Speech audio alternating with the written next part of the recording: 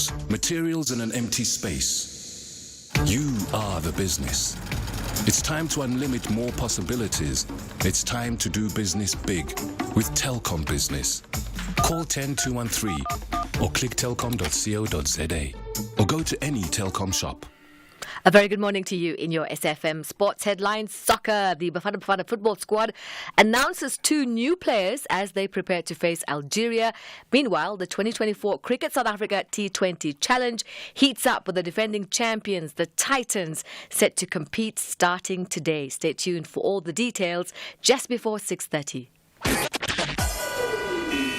SAFM, guiding you through the rush hour traffic. Very good morning. Eastern side of Joburg, Ekurhuleni expecting to see taxis operating this morning. Santaco confirming they should be on the road in a tweet they sent out late yesterday. So that's good news for commuters that were really hard hit with that one-day stoppage yesterday. Major backlog alert for motorists and truckers driving through KZN towards Joburg. Overnight, a big truck crash just by the Colenso Winterton exit north of Escort. I understand there may be one lane that's been open at that scene, but trucks are being stacked for many hours. So it's a big backlog to clear north of Escort as you head up in towards that scene. Some early morning protesting on the R102 in the Phoenix Palmview area. It looks like that section of roadway has been reopened to traffic. So if you're moving between Verulam and Phoenix, you should be able to get through, but just be vigilant. And Cape Town, just watched for a little crash on the M3 outbound through Hospital Bend, just heading down towards Woolsack Drive. There is a lane closure at that scene, but no traffic really building up. It's just really a caution that there is a collision scene there.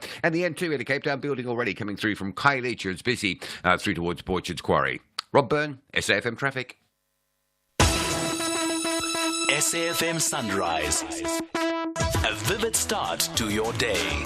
7 minutes after 6. Good morning. Welcome to SAFM Sunrise. I'm Stephen Grootes. It's Friday morning. Hope you're doing well wherever in the country you are this morning and sort of getting into the weekend feeling. And I know it's actually, I think, been a very tough week. If you're in eThekwini with the situation with the strike there by SAMWU members and the pictures of rubbish just everywhere are horrific. If you look at Ekurhuleni and the taxi violence yesterday, we're going to try and speak to as many people as we can around the taxi situation. By the way, I know the National Taxi Alliance, I think, is speaking. I think Santaco spoke to Eldrin St-Pierre yesterday. We'll try and speak to the Gauteng Transport MEC if she's available. I know there are meetings that went into the evening yesterday. Try and find the latest for you on that.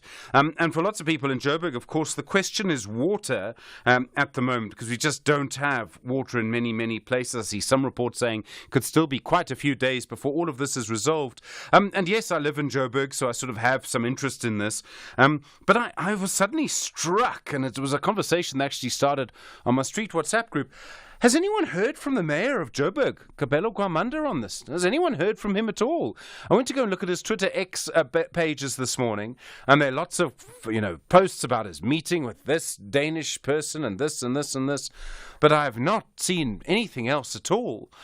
So, a very strange sort of story, and just nothing. So maybe you've heard from the mayor, but I haven't.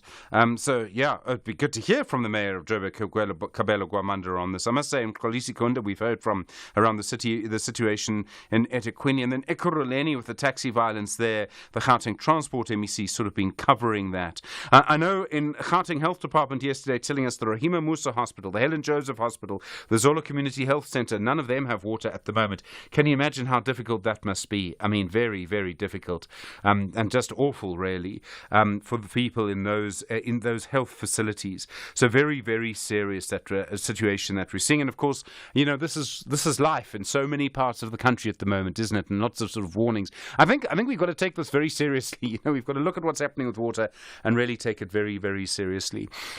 Yesterday, President Cyril Ramaphosa talking about the threats to the election and this coming, the situation around sort of violence and the threats by MK. He's been talking about these situations, and he sort sort of said, and these were the threats to the election, and he sort of said that people who threaten the election will be dealt with. He said yesterday that people who threaten the election will actually be arrested. So I thought that was interesting.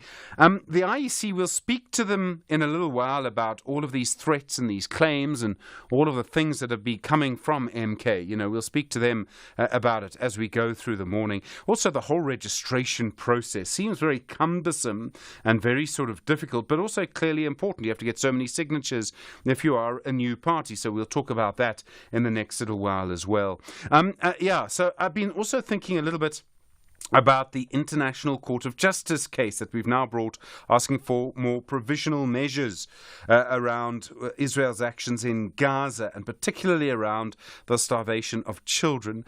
And then I was just thinking about it, because Israel's response appears to be, and I saw this in an AFP report, they say that South Africa is acting as a sort of agent for Hamas.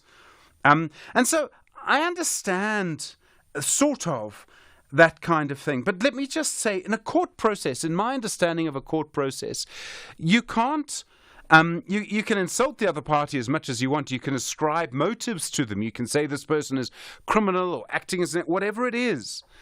But if in a legal process, you have to bring an argument. You have to say, if X says your actions are leading to children starving, dying to death because of what you're doing, you have to bring an argument to say that it's not because of what you're doing. So argue with the facts on the ground. And if I may just take this further, and I realize someone is going to say I'm overstepping a line here, but the United Nations says children are starving and that there's a risk that many more children will starve. That's what the United Nations says. So, I don't know what else to sort of say. But I just think if you're going to bring an argument, bring a better one, I suppose is what I would say. Or bring an argument that actually deals with facts on the ground. Maybe, let me put it better. Bring an argument that deals with the facts on the ground. I don't like personal insults or all of this. Actually deal with it. Just a comment on the IEC, by the way. I noticed, Bosa, they got the 140,000 signatures that they need to get on the ballot nationally and in all the provinces. And obviously that would require a lot of work.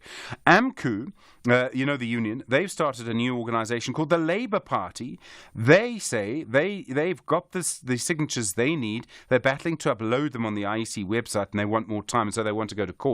And I always sort of feel that, if you're going to go to court, immediately, before you, as you start, then I think you're going to find it very difficult. Anyway, interesting to see how that all plays out. Big developments around Jocelyn Smith yesterday. Her mother, Jaquel Smith, she has now been charged with kidnapping and human trafficking. And as these sort of international websites put it, basically that she sold her own daughter. And in fact, I think in the charge sheet it says that she sold and exchanged Jocelyn for money. Very serious. I mean, this is an incredibly serious situation, very rare situation, and also something that I think people are going to be talking about a lot. I know the community there is very, very angry. We'll try and get more on that, and sort of for what, what it all means and why this sort of thing happened. Developments there. And then a Business Day is a story on their front page this morning around Pravin Gordhan. He's been in the news a lot this week. The Minister of Public Enterprise prizes that he's going to retire from politics. He's 74 after the elections. He says he's actually going to end his career in politics. Been involved for a very long time. And no matter where you stand on Pravin Gordhan, and I know you can have strong views on Pravin Gordhan one way or another, he's certainly played a very important role. I think our situation now would be very different if he hadn't done some of the things he did at very important times. And I think you can look at 2017, that era, 2016, 2017. I think he could go back further, by the way. Look at his time as finance minister the first time round. And I could go back even further to some of what he did during the 1990s, during the transition. And in fact, some people would point even further than that and sort of talk about, what happened in going back to the 1970s. So certainly played a very long role. I mean, maybe Mdu Stans, if we get a chance, maybe we should ask him. He and I agree on many things and disagree on others. And maybe we should invite him into the studio. Maybe someone else will. Might suit their format better to come to the studio and just have a conversation about it all. All right. Lots to talk about. 086 000 2032. That's the number. You SMS us on 41391. Tweet SFM Radio and at Stephen Grootes. And of course, you send your WhatsApp voice notes to 0614 104 107. Good morning. It's 6:15. A problem shared is a problem half solved. Don't ignore mental health, emotional wellness, gender-based violence, HIV/AIDS, adherence to chronic medication, the COVID-19 pandemic, and various other challenges. Let us help you and your loved ones. Contact Lifeline South Africa toll-free numbers on your mobile phone, 0800 012 322 or 0800 150 150. Alternatively, WhatsApp 084 922 8808. Lifeline South Africa, mental and emotional health for all. This is an SABC-supported initiative. Let me tell you about my newest obsession. The formidable Mazda CX-60 3.3-litre turbo diesel. It's sophisticated, it's powerful. The silky smooth oomph of that six-cylinder marvel took me by surprise. I felt invincible. Kilometers vanished. When I wasn't driving it, I was thinking about it, longing to return. Succumb to its powers. Experience the Mazda CX-60 3.3-litre turbo diesel for yourself. Mzansi's top spinners are back on the ground for a tire-screeching battle. Here we go. You ready for some fun? Stay glued to SABC TV channels on 16 March 2024 for a breathtaking experience of Red Bull Shine Moto. Precision driving at its very best out there. This is Africa. Welcome to a world of spinning. Do not miss out on the heated spinning by the greats of the sport. Proudly brought to you by SABC Sport. For the love of the game. The Daily News Diary on SAFM. Madupi Makhalemela, good morning. How are you doing? I'm well. How are you, Stephen? I'm all right, thanks. Look, I think it's going to be a busy Friday. It's been a busy week. Absolutely. Let me tell you what we'll be looking at. Obviously, the big story for the day is that 5 o'clock deadline for all parties to make submissions to the IEC. So we'll obviously have feelers all around for that. Which party do you think is feeling the heat the most? I think there'll be some small parties where there's a discussion about the admin and has someone got the brown envelope and where's the staple? And then there'll be bigger parties, I won't name names, where they'll still be discussing who gets on and who doesn't. Yeah, hopefully there won't be any under-the-table deals or anything going on there.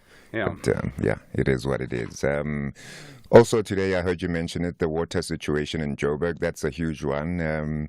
With the health department saying that health facilities at Rahima Musa, several hospitals, Helen Joseph, the Zola Community Center, as well as the Dr. Yusuf Dadoo Hospital in the West Rand, they've all been experiencing water supply interruptions this week, which are affecting operations there. It's a big International Women's Day today.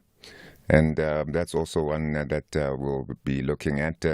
It's UN Secretary General Antonio Guterres saying that billions of women and girls face marginalization, injustice and discrimination, while the persistent epidemic of violence against women disgraces humanity. As well as the State of the Union address by US President Joe Biden. We'll be looking at that. Now, he's announced that he's directed the military to lead an emergency mission to establish a temporary pier on the Gaza coastline that could significantly scale up the daily humanitarian aid to that enclave. That's it, Stephen. And more, of course. Madupi Makhalemela, thanks very much indeed. Well, more, of course, on Biden's State of the Nation address in just a moment. We'll find out more from Brooks Spector in a few minutes, 18 minutes after 6. First in the morning, SAFM Sunrise with Stephen Grootes. Let's have a look at your weather around the country this morning. Tshwane, partly cloudy, early morning showers, otherwise fine, 17 and 30. Johannesburg, partly cloudy, becoming fine, 16 and 30. Vereeniging, partly cloudy, becoming fine, 16 and 31. Bombela, partly cloudy, isolated showers, thunder showers in the morning and the evening, 20 and 32. Polokwane, partly cloudy, isolated showers, thunder showers in the morning, 20 and 34. Mahakeng, fine, becoming partly cloudy, 17 and 33. Vryburg, fine, becoming partly cloudy, 15 and 36.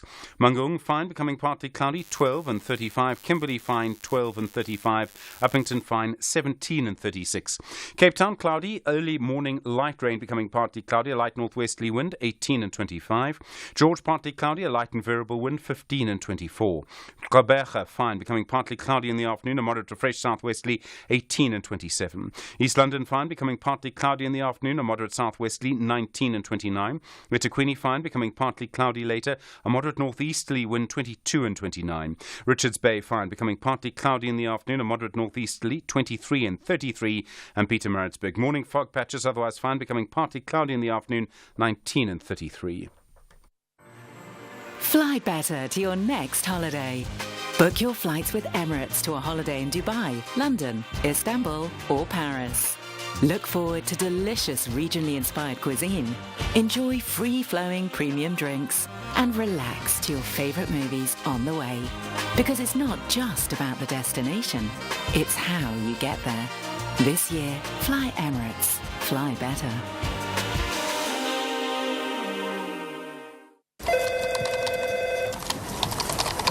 Eskom understands that electricity is an integral part of running a business. However, electricity demand is currently higher than supply, and energy efficiency is critical. Businesses are encouraged to reduce consumption between 7 a.m. and 6 p.m.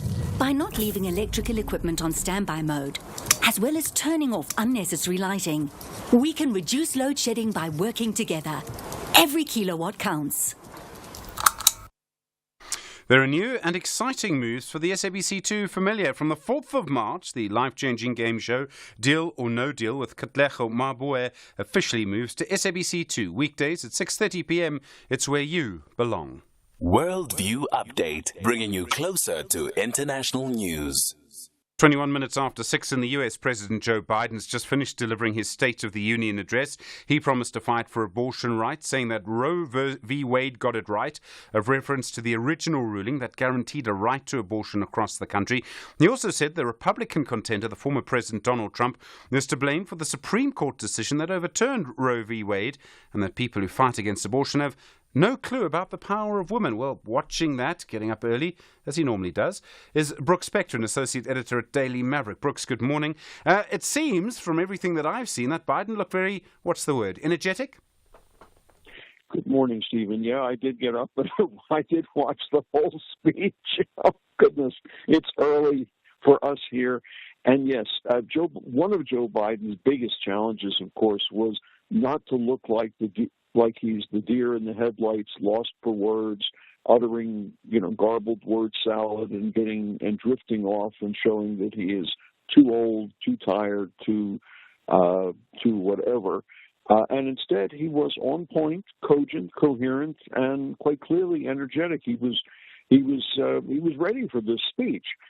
He's never going to be compared to, Pericles or Abraham Lincoln or Winston Churchill or Barack Obama as an orator, but he was plain spoken, and he was trying really hard to speak to people through the television medium, through the streaming medium, rather than speaking as yet one more politician. Now, of course, we're going to find out how well that works, but he had a whole list of things that the Republicans have to respond to in legislative terms: aid to Ukraine, border security law, new laws, medical cost restrictions, support for middle-class financial benefits, improved or increased taxes on the ultra-rich and big corporations. There was a whole list of them, and he didn't lose focus or his train of thought. He was ready for it. Has it moved the dial? I mean, does it put the Republicans, and I suppose by Republicans now we really mean Trump, on the back foot? That's a whole different question, of course. And the polling, we'll know in a day or two whether or not there was something of a movement of that dial, a change in perceptions. To some degree, I'm not sure it will, simply because so much of the feelings that Republicans are speaking to, or Donald Trump, I guess, really is speaking to, is increasingly already baked into the political discussion.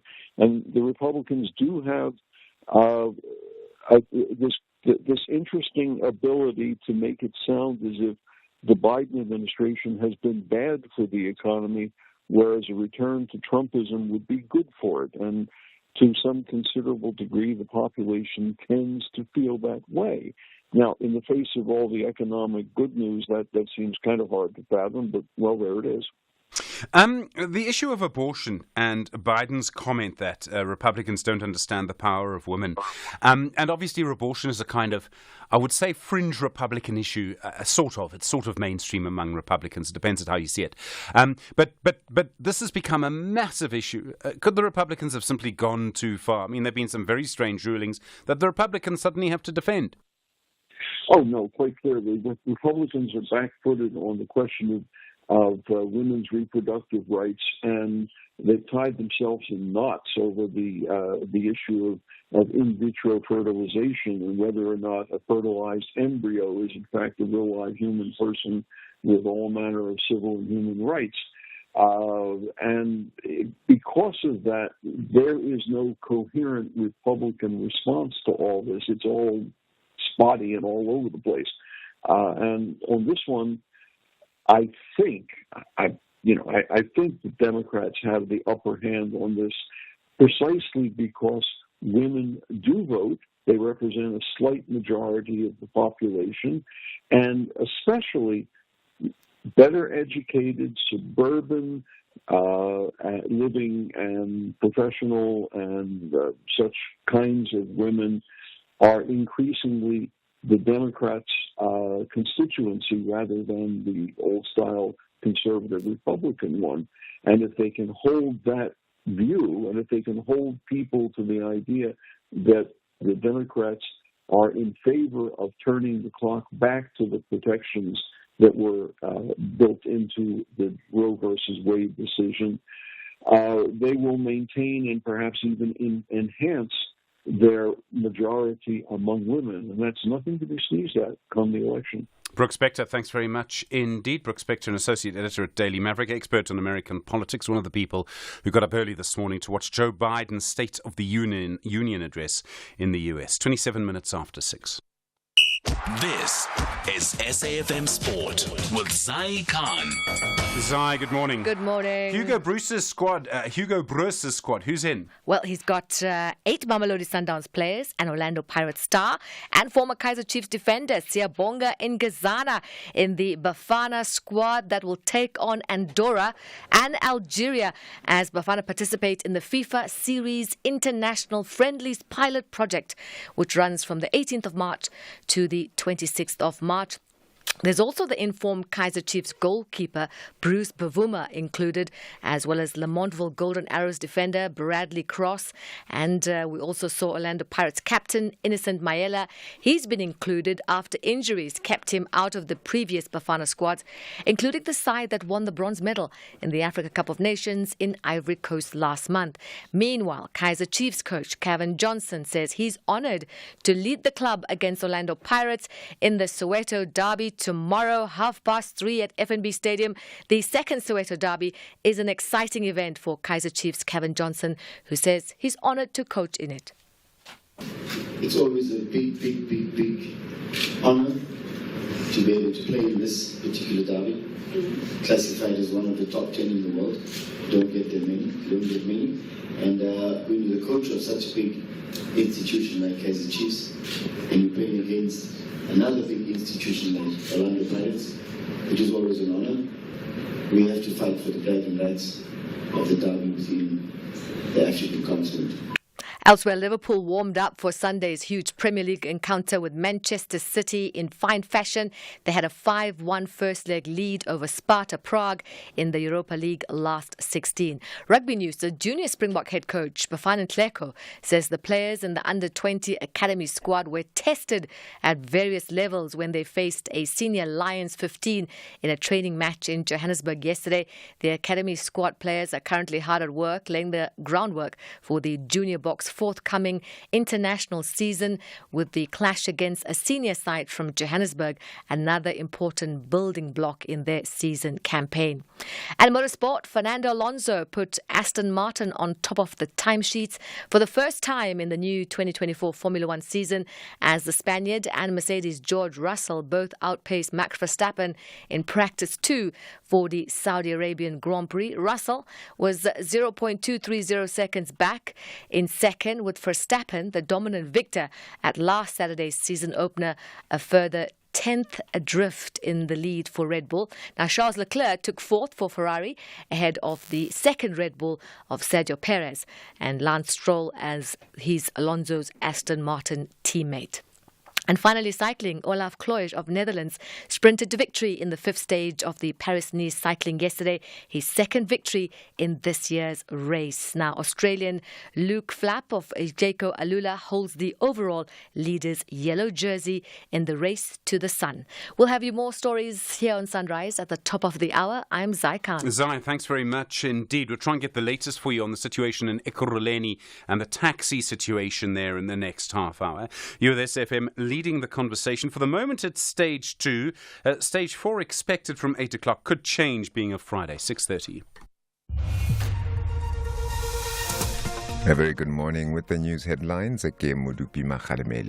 As today's 5 p.m. deadline to submit candidate nominations by political parties and independents looms, the IEC is facing a court challenge for the deadline to be extended. The Gauteng's Health Department says its facilities at the Rahima Musa, Helen Joseph and the Zola Community Health Centre in Joburg, as well as the Dr. Yusuf Dadoo Hospital on the West Rand, have been experiencing water supply interruptions this week. And U.S. President Joe Biden has announced that he's directed the U.S. military to lead an emergency mission to establish a temporary pier on the Gaza coastline that could significantly scale up daily humanitarian aid to that enclave. I'll be back with a full news update at 7. SAFM, guiding you through the rush hour traffic. Good morning. It looks like the taxis are operational through Ekurhuleni. Santaco confirming they would operate today in a tweet, an X, whatever you call it, yesterday, posting on their social media that taxis would be operational. And we've got no sort of evidence coming into us that anyone is struggling to find a taxi this morning. So the Ekurhuleni region for commuters should be a lot easier than it was this time yesterday. Joburg's highway is looking okay. There is a little matter of a truck fire just north of the sinkhole repair works on the R21, just north of Olifantsfontein Road up towards St George's Hotel, so an additional lane closure there. Now, Phoenix, just north of Durban, had protesting this morning. Police arrived and cleared some burning tyres earlier. The road was open, but it's all jammed up again. It looks like the protesters have come back. So between JG Champion, the Palmview Junction, if you like, from there down towards sort of Trade Centre territory in Phoenix, so Verulam through to Phoenix, including Palmview, R102, Chris Hardy, JG Champion, Phoenix Highway, it's all pretty heavily backed up in that area. And I can already see some traffic leaving Verulam on that M27 out through Waterloo. So already motorists look like they're just avoiding the run into Phoenix coming from the Verulam area. It's a very heavily backed up morning through there already. Major delays north of Escort on the N3. One lane open in a major truck crash which closed the road for a few hours overnight last night. One lane open. It's the right lane that's open, but a heavy queue of trucks to clear through that particular area. So from Escort through to Colenso, Winterton, where the crash is, that's where it's heavy. And Cape Town, a breakdown on the N2 inbound in the rain this morning as well, near Borges Quarry. So a queue coming through from Khayelitsha. Rob Byrne, SAFM Traffic. The business update on SAFM. Ray Machlaka, good morning. Good morning. Hi there. Asian markets, US markets, how are they looking? Well, both markets are up across the board. Data showing the number of jobs created by the U.S. economy in February will be published later today. So investors are really looking forward to that data. The data will inform the U.S. Central Bank on when to start cutting interest rates. If more people are in jobs, in the U.S. Central Bank might believe that people could withstand an environment of higher interest rates for longer before the U.S. market opens later today. The U.S. futures market is up. Nasdaq, Dow Jones, and S&P futures are each up 0.1%. In Asian markets, Hong Kong's Hang Seng is up 1.2%, Japan's Nikkei is up 0.8%, and China's Shanghai Composite is also up 0.1%. And in the currency market, there is strength in the dollar against the rand. The local currency is 1868. And the car power ship deal, I mean, those projects, what's going to happen now? It seems that it's sort of ended. Yeah, the Department of Mineral Resources and Energy says it will decide by the end of March on whether to proceed with procuring electricity from Car Powership. This is according to News 24 Business. Car Powership wants to set up ships in South Africa's ports in Richards Bay, Ngqura, and Saldanha Bay, and these ships use gas as fuel to generate electricity. The government chose the Car Powership in 2021 as the preferred provider of 1,200 megawatts of electricity. However, the deal has been quite controversial. It has been stalked by corruption allegations, legal challenges, and worries that Car Powership would be supplying electricity for 20 years, costing taxpayers more than 100 billion rand. But March seems to be the D-Day for a decision on Car Powership. And then coal prices, the drop having a big impact on Exxaro. Yeah, it is not only platinum mining companies are facing financial problems because of lower platinum group metal prices, but coal mining companies are also in a similar situation. Exxaro is South Africa's largest coal miner, and Exxaro expects its earnings for 2023 to drop by as much as 30%. Exxaro has blamed lower prices of coal that it exports to markets, and coal prices fell by 55% in 2023 compared with 2022. Ray Machlakap, thanks very much indeed. Really appreciate it. Of course, Ray back in an hour's time. More business news through the day here on SAFM. Africa Update on SAFM Sunrise, a continental overview of current African affairs. Ross Advocate Sipho Mantula, good morning. How are you doing this Friday morning? Good fresh morning and Jumbo Africa to the listeners. All right, in the Sahel, there's now an alliance of Sahel states. What impact do you think it's going to have? Stephen, the impact they have now, they're meeting in Niger where they've been having a meeting of military chiefs where they are looking at establishing what they call an operation to deal with the jihadist group that is active in the Sahel region. It means that, remember, they're moving out of Operation Barkhane by France, many military missions that have been in that Sahel region. And this is also under the banner of the Alliance of the Sahel. It is showing you how after they moved out of ECOWAS and also within the issue of what we call the Middle East and North Africa Global Terrorism Index, you find that the Sahel also, Stephen, it is accounting more deaths in terms of terrorism. Now, this meeting of military chiefs, it is all about to deal with the counter-strategy against the jihadist groups in the Sahel region. And then in Mozambique, a surge of new attacks, 79 children missing by that Islamic State-affiliated group.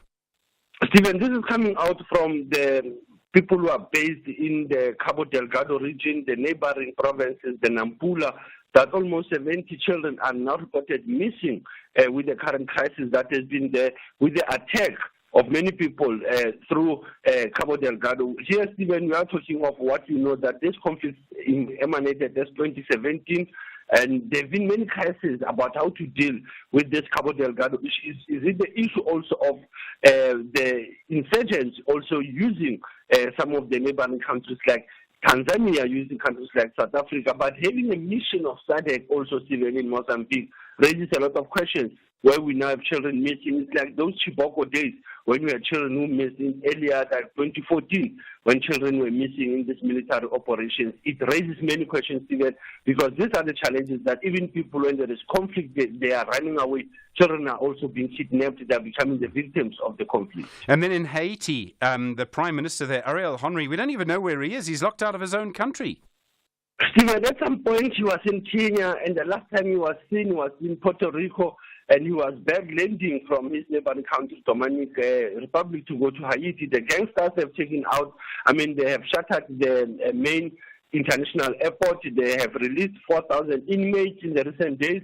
Now, others are saying, is there a mounting pressure for him to resign? And at the same time, you recall how Haiti has been going through tough times. In 2021, they lost their own president, Jovenel Moise. You have the challenge that the same President Henry, how he came into power, being a former Minister of Health, getting into interior social affairs. But now this is the issue still, that he's locked out of his country because of this gangsterism that has also have rampaged the island of Haiti. And then, Sipho, in our archives, I remember this, the 8th of March, 1994. It was quite scary at the time. Stephen, it's almost 30 years when we have to reflect of our democracy and freedom that one of the homelands in South Africa, Mahikeng, Bophuthatswana, President Mangope called for the assistance of the then AWB. Stephen, he did not ask for the SADC by then in 1988 as he did before. He went in 1994 to ask for the AWB to come into the country and assist him. Because remember, there was a protest coming from ordinary people. There was an attack on lawyers for human rights members. So it was a very important thing, even if you remember the Transitional Executive Council, many ANC leaders, the National Party members, going to tell the old man straight, even that the time is up. Bophuthatswana must be integrated or reincorporated in the new South Africa. Asante sana, AG, as we are still in the conversation. It's human rights month, Stephen, no water, no electricity. Rust Advocate Sipho Mantula, thank you very much indeed. 20 minutes to 7. SAFM. Prime time all day long. The Department of Human Settlements Minister Mameloko Kubai and Deputy Minister Pam Chwete will join the global celebrations to commemorate this year's International Women's Day in line with the United Nations theme Invest in Women, Accelerate Progress on Friday, the 8th of March 2024 at the East London ICC to celebrate the achievements and contributions of South African women in the built environment aimed at fast-tracking transformation and their participation in the human settlements value chain. Call us on 086 000 2032.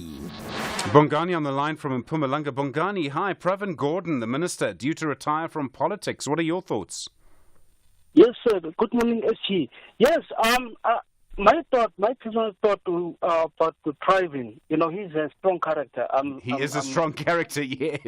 I'm telling you, there was one of the analysts, he was commenting on one of the TV station when on 2016-2017. When the ANC and between him and the section of Zuma. Yes. Then he went on. He was removed from a ministry, and then he went on. He would fight within. Yes. The ANC, because he went back to be a member of parliament. So he didn't resign he didn't resign on the ANC, and then he stayed and he fight the battle inside the ANC. Then the other second issue, Stephen, we're going to have some maybe prominent members of the ANC that they're going to maybe retire on politics. If you can see the ANC NEC. Some of the big names, they didn't make the cut there, like Naledi Pandor, the speaker, the national speaker, didn't make the cut. So I think there are some few names that are going to come up to say no. Now it's time for me to retire in politics, because most of the ministers and the deputy ministers, the ANC, if they're going to win, they take them within the members of the NEC. So, Bongani, I mean, look, some of them have made their contribution and I think have decided. But we also don't know what will be on the ANC list yet. Yes, but if I can see, most of the time, the individuals that are deployed in the national government, most of them, they are coming from the NEC of the ANC. So now it's not going to be easy for other members to allow maybe someone is outside of the NEC to be deployed in national government. It's the way I see it. I don't know if maybe there's another way around on it. No, Bongani, I hear you on the line from Mpumalanga. Thank you. 17 minutes now to 7. Stephen Grootes on SAFM. Well, warnings, it seems, from parts of the taxi industry that the strike in Ekurhuleni, the shutdown, whatever you want to call it, could then go national if they don't get what they want. And essentially, as I understand it, the National Taxi Alliance, one of the parties involved in this, they say that there are bus routes that are operating in Ekurhuleni that have been run sort of by bus operators. They want 30% of those bus routes because they created the routes, is the argument. time and time again. As you know, we've seen the taxi industry engaging in behavior like this. 2 people were killed yesterday. It's still not entirely clear what happened, but I understand they were members of the taxi industry. This happened in Ekurhuleni. Theo Malele is the spokesperson for the National Taxi Alliance. Theo, good morning. Good morning, Stephen. Firstly, the action continues today. Why? There was no breakthrough yesterday, I presume. Stephen, there was a breakthrough late last night. The MEC of Transport in Gauteng began talks late afternoon with the taxi industry and bus operators, and those talks went into the wee hours. And the outcomes are that the talks will still continue and the operations will resume. And I think we also need to correct something in your opening statement that relates to the deaths of 2 people being as a result of the current, shutdown in Ekurhuleni. No, that is not the case. We are told that it is definitely not related. It's something separate from what was happening in Ekurhuleni. Okay, we'll let the police do that then. So, are services in Ekurhuleni running today, or will it only be next week? Services in Ekurhuleni will run in full swing as we speak from this morning. People can actually get a ride to go about their economic activities. Okay. Then what's going to happen now? I mean, what led to the breakthrough? I suppose what I'm asking is, what did you get that meant that you reinstituted services? Well, unfortunately, I was not part of, those talks, and I would not be privy to give you insights, but safe to say that perhaps during the course of the day, we will get a report coming out of that meeting, for which we will be in a position to can share with the public. All right, look, Theo, I think everyone's relieved and pleased to hear that your action is ended, and I presume with it the threats that this could go national. The bus companies, you say that you should get a proportion or you should get a share of their revenue. Why do you say that? You say that because you created the routes, but I mean, wouldn't the routes always exist from, say, parts of Mamelodi to parts of Ekurhuleni, or from Tembisa to other centres? I mean, can you really say you created those routes when those routes would have always existed because of the economics of our country? Look, the actual contract itself that has been awarded to these bus operators clearly stipulates that 30% should be given to the taxi industry to service. So, which was not the case with this incident. Now, roads are a shared space, Stephen, and these roads obviously have always been in existence. But the route, gets nurtured because it gets serviced on a daily basis, and people get used to it, knowing very well where to find, transport that is going into a particular direction on a particular day. So this then, says the taxi industry has nurtured these routes throughout the years. The unfortunate part, rather, was that the bus operations were allowed to operate along the same route that the taxi industry is utilizing. So there was no proper communication, which is why, this whole thing, blew out of proportion. Okay. Theo, I have to put it to you, and I mean, you and I know each other. We've had the same debate for years. Sometimes it's an argument, Theo, but let's try and keep it a debate. The fact is that the taxi industry uses violence to get what it wants. And yesterday you had a shutdown. We all know that if someone ever tried to go and stop taxi operators from operating their services because they wanted a share of their revenue, there would be utter chaos. And the fact is that, it seems to me that the way that the taxi industry behaves, the use of violence, is very effective for you. It works, doesn't it? No, the usage of violence is barbaric, Stephen. And those that are actually found to be perpetrating such acts should face the full might of the law. So there is no sitting where I have been part thereof where violence was part of an agenda of some sort, it has always been that we have to steer clear from violent activities and rather, opt for dialogue. So, unfortunately, there are bad elements within the taxi industry who would be seen to be perpetuating such barbaric acts. And for those, it is just unfortunate that if we can identify them, let's do that. Let's pass that on to the authorities. I mean, the taxi industry does not want to forever be characterized with violence. We have actually grown as an industry where we would like to see the industry being professionalized and modernized, and violence can never be part of that equation. Theo Malele, thank you. Spokesperson for the National Taxi Alliance, 10 minutes to 7. SAFM, guiding you through the rush hour traffic. Very good morning. We're having a look at some traffic disruption between Clayville and Irene, just north of Clayville, midstream area, if you like. It's Glen Avenue. There is a crash involving a taxi. So just north of Clayville or arriving into Clayville from the Irene area. It's all very heavily backed up through there. The N1 was pretty busy yesterday on the run from Randburg through to Sunninghill. It's just starting to backlog again this morning. No obstruction that we can see, but from Bayers Nordia through to Ravoni Road, it's all quite busy.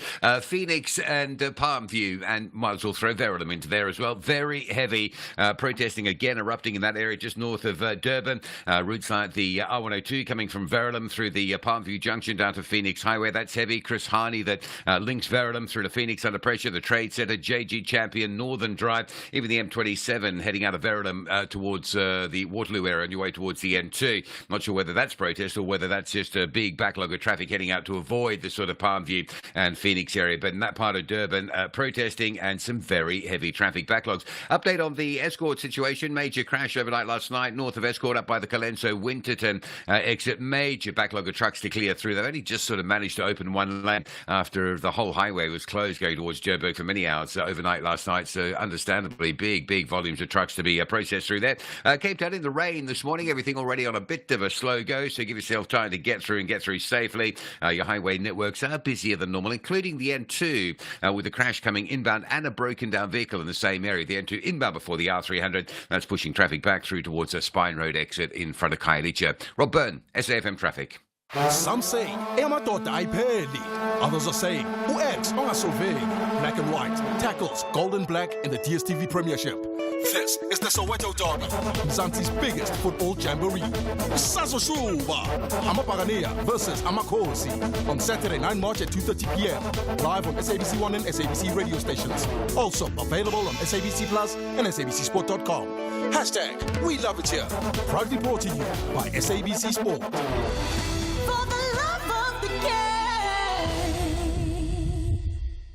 And we will buy 500 cars, and we will buy 500 more. Just to be the one who buys your car, will come to you and offer more. We buy cars, we buy cars. Da-da-dun-da-da-dun-da-dun-da-da-da-da. We buy cars, we buy cars. Da-da-dun-da-da-dun-da-dun-da-da-da-da. We Buy Cars, the easiest way to sell your car by far. Play Powerball Daily Lotto and Lotto for over 110 million rand in total guaranteed jackpots to make it rain lots of cash this March. Play Powerball for a guaranteed 70 million rand and Daily Lotto for a guaranteed 750,000 rand this Friday and Lotto for a guaranteed 40 million rand this Saturday. Buy your tickets now in store on nationallottery.co.za, the mobile app, cell phone banking, or simply dial *120*7529# for USSD. Panda, Pusha, Play. Players must be 18 years or older. Play responsibly. E2 is the proud operator of the National Lottery. Public Works and Infrastructure MEC Sikla Zikalala will visit the community of Vuwani in Limpopo this Friday, the 8th of March 2024. The purpose is to unblock stored projects and service delivery to the community. Among the problematic projects include the Vuwani Police Station and Magistrates Court. In the afternoon, Minister Zikalala will have a discussion giving the latest update on the passing of the Expropriation of Land Bill without compensation at the University of Venda. Come join Mr. Zikalala at Vuwani Soccer Ground next to Nandoni Primary School this Friday, 8th of March from 9 a.m. at SFM Radio and at Stephen Grootes on Twitter. Well, yesterday you heard from the Forum for Limpopo Entrepreneurs. They were talking about the budget of Limpopo, the budget of the province of Limpopo. During that conversation, the Forum then claimed that the health budget had actually been parceled out to certain business people in advance in closed meetings. They said there were several court cases and that at least one case, the Limpopo Health Department's decision to grant certain contracts had been overturned. Well, let's hear the other side to this. Matoma Mwawasha is the Deputy Director General for Corporate Services in the Limpopo Department of Health. Matoma, good morning. Good morning, Stephen, and good morning to SAFM listeners. Are some of your contracts handed out in advance, given to certain connected people? There's no substance to that allegation by Mr. Siviko. We follow supply chain processes, supply chain prescripts in how we award tenders in this province. How do you decide in this department? All right. Sorry to interrupt you. How do you decide who gets your contracts? What process do you follow? The PFMA prescribes the process. In the regulations thereof prescribes the process. We follow that supply chain management process as in the PFMA. It generally includes invitation for bidders to bid for particular contract, and processes of evaluation and adjudication take place, and bidders the winning bidder is awarded contract, and in some cases bidders are awarded contract. Nothing else, and everything else that gets done, it gets done in pursuance of a particular regulation or provided for in a regulation. Have you lost court cases on this? Have deals been overturned by the courts? There's a groceries tender that Mr. Shiriko referred to. Yes, in respect of that, the court ruled against the department, but we went on to appeal. You must understand that the Department of Health cannot go a day without groceries. The patients need to be given food and so on. So we went on to lodge an appeal, and we are waiting for a court date and a decision of that appeal. Okay, so you're confident in your appeal then? You're confident that you'll win this in the end? We certainly. This department has been in court several times on many bids, and that does not and should not be understood to be saying we're corrupt. And of course, when the allegations are made, the allegations are that there's corruption and corruption. And the more it's hyped up in the media, people expect heads to roll. Heads don't roll because of the media hype. Investigations happen, disciplinary matters get to, and in those disciplinary cases, evidence gets tendered. And when people don't get the result they want, as Mr. Siviko is saying, then they complain of things being swept under the carpet. People have rights, and they're entitled to fair processes, fair hearings. That's fine. The people of Limpopo have rights too, and they have a right to make sure that the money that the province of Limpopo has is spent properly. So it would seem to me, quite a lot hangs on this court case, on this appeal. If you lose this court case, I don't live in Limpopo, but if I did, and as a South African, I would think that there should be consequences for the people who made the wrong decisions. And unfortunately, Matoma, we live in a cynical time. If a court says this decision around a tender was wrong, I would want to know what happened and what the motive was. And I think we'd be allowed to ask that question. Without a doubt, Stephen, if it turns out in the end that indeed there was some misdemeanor, certainly action will be taken. Action has been taken in this department on countless of cases. One such that Mr. Siviko mentioned is the PPE, famous PPE or infamous PPE scandal. Action was taken, people were charged, people were sanctioned. Sometimes people don't get the result they want because of the size of the story in the media, and then they cry for help. A process was followed. Senior officials were charged, and we made sure that the process is done by independent people that are not even in government at all, so that there's not even a doubt cast on this thing. So it happened. People were some were found guilty, others were not found guilty. And because people wanted certain heads to roll, then they cry foul. Matoma Mawasha, thank you. Deputy Director General for Corporate Services in the Limpopo Health Department. Stephen Grootes on SAFM. Time for a quick call. Lesiba Nkhobakwani, the Electoral Commission, will be speaking to them in a few moments. What's your view, Lesiba? Yes, good morning, SG, and good morning to our listeners, and thanks for your producer level. You see, Stephen, today at 5 o'clock, the Electoral Commission is closing the nomination process. Yeah. Yes. So I want to make a call to all political parties, in particular the Liberation Movement, our ruling party, the African National Congress. That we will never forgive SG and the officials. It should happen that all the provincial list, the national list is not yet in by the close of time, like what happened in the previous. We will never forget that again. Right. So, two, Stephen, you see, the list will be out there, published in Electoral Commission Gazette. We'll be able to see it and their website and so on. So the people of South Africa, they must look at the list. The list should see the number 1, 2, 3. Will know that this is going to be the president, the deputy president, cabinet, and so on. They must be able to zoom into those names. From the ANC, we don't want people that have been implicated in our VPS scandals, people that have been implicated by Zontoko. We want clean comrades who will be able to stand the test of time. We want comrades who will not create unnecessary cloud, because you see, this election is not going to be an easy election. No. So ANC's got a pool of leadership to elect from. We are not like, our bar should be higher than other political parties. We are not like the EFF, where the leadership will appear in court and still top the list. In the ANC, once you are criminally charged, heavily implicated, you step aside. Lesiba, I'm sorry to cut you off there. On the line from Nkhobakwani, you're with SAFM, 7 o'clock. Independent and impartial. This is SAFM News. The top story is how the IEC faces a court challenge over the nomination deadline and the taxi strike called off in Ekurhuleni.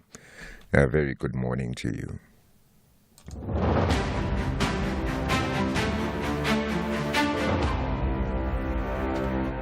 Starting off with election news, as today's a 5 p.m. deadline to submit candidate nominations by political parties and independents looms, the IEC is facing a court challenge for the deadline to be extended. The newly formed Labour Party, originating from the labour union AMCU, will argue in the Gauteng High Court that contestants need more time. IEC Chief Electoral Officer Saima Mabolo.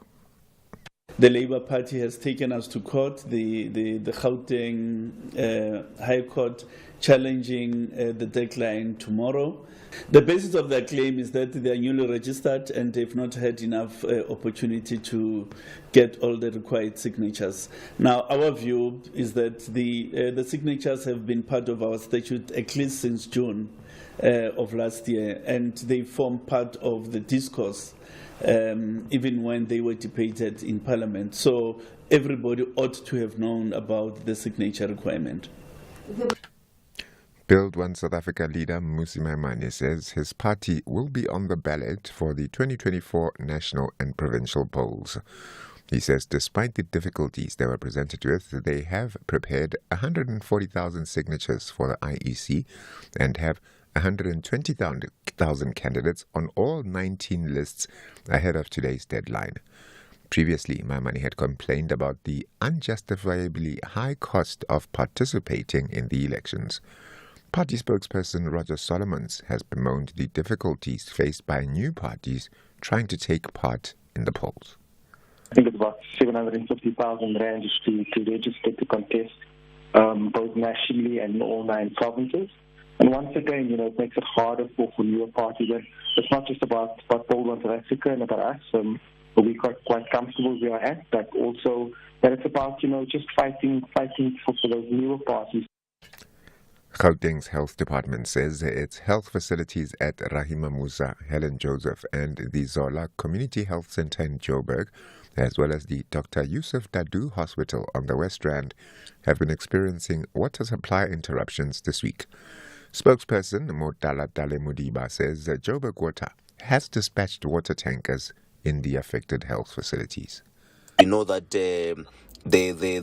even with these interventions, is not sufficient to meet the water demand in the facilities. We rely on consistent water supply from the relevant authorities for us to be able to continue with or to continue rendering health services. The eThekwini municipality has served 79 employees with notices of misconduct. This is related to the ongoing municipal workers' strike. Workers have been calling to be paid the same as employees in other municipalities. They've been given 10 days to make submissions on why they should not be dismissed. Water, refuse, healthcare and electricity supply in areas across the city have been impacted for over a week. eThekwini municipal spokesperson Gugu Sisilana. The city assures communities that the restoration of water supply is being prioritized during the illegal strike. Working with law enforcement agencies, the city is strengthening security at its various depots to allow employees to carry out their duties. Repairs and system recoveries are already underway. Water tankers are being deployed to these affected areas. Taxi organization Santaco says the taxi strike, which started yesterday in the East Strand, has been called off, and taxis are operating as of this morning. Santaco met the Gauteng Transport Department last night, and the meeting resolved that the strike be called off. Scores of taxi commuters were left stranded yesterday after operators embarked on a strike over a contract awarded to a private bus company to transport local communities. Santaco's secretary in Ekurhuleni, Zwelimnisi, says the negotiations will continue. We are in talks with the bus company. It was just a misunderstanding between ourselves and the bus company on the ground pertaining to the operation. However, the leadership is still engaging with the bus company. The misunderstanding was about the buses. We were expecting one bus on the route, and we saw more than one bus on the route, hence this. And the U.S. President Joe Biden has announced that he's directed the U.S. military to lead an emergency mission to establish a temporary pier on the Gaza coastline that could significantly scale up the daily humanitarian aid to the conclave. Biden was speaking during his State of the Union address to both houses of Congress. Tonight, I'm directing the U.S. military to lead an emergency mission to establish a temporary pier in the Mediterranean on the coast of Gaza that can receive large shipments carrying food, water, medicine, and temporary shelters. No U.S. boots will be on the ground. A temporary pier will enable a massive increase in the amount of humanitarian assistance getting into Gaza every day. And Israel must do its part. Israel must allow more aid into Gaza to ensure humanitarian workers aren't caught in the crossfire. The top story at 7 o'clock as today's 5 p.m. deadline to submit candidate nominations by political parties and independents looms. The IEC is facing a court challenge for the deadline to be extended. For SAFM News, Kemudupi Makhalemele. A very good morning to you in your SFM sports headlines. We have soccer. Orlando Pirates coach Jose Rivero is setting the stage for an electrifying Soweto derby, claiming it's the perfect time to go head-to-head with arch rivals Kaizer Chiefs tomorrow.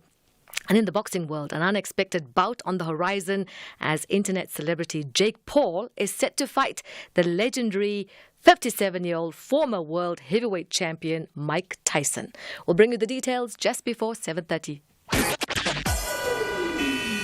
SAFM, guiding you through the rush hour traffic. Good morning. Taxi crash north of Clayville. This is between Clayville and Irene in Gauteng. It's the M18. Normally you scoot through there, no problems. But up by Pinedene, that's where the crash is, just north of Clayville. And it is heavy both directions, particularly arriving south from Irene, but also leaving the Clayville area. Some big queues there. You might want to just duck off onto the R21 as the alternative, particularly if you're running south this morning. Northbound the R21, you've got the sinkhole, but southbound is clear coming out of Pretoria. Pretoria itself this morning, Mopani Highway, Thea Martins down towards Esky and Pathleli's all jammed. The N1 on a second day of reasonably heavy traffic around Joburg, northern suburbs, Bayers, Nordia, through towards Rivonia Road. If you're just joining us, very heavy backlogging going on just north of Durban, Phoenix, Verulam and Palmview areas. The R102 is now closed from the Palmview junction down towards sort of Phoenix Trade Centre areas. So that's forcing a lot of traffic backlogging in the area, including a big backlog on the M27 from Verulam out through Waterloo on the old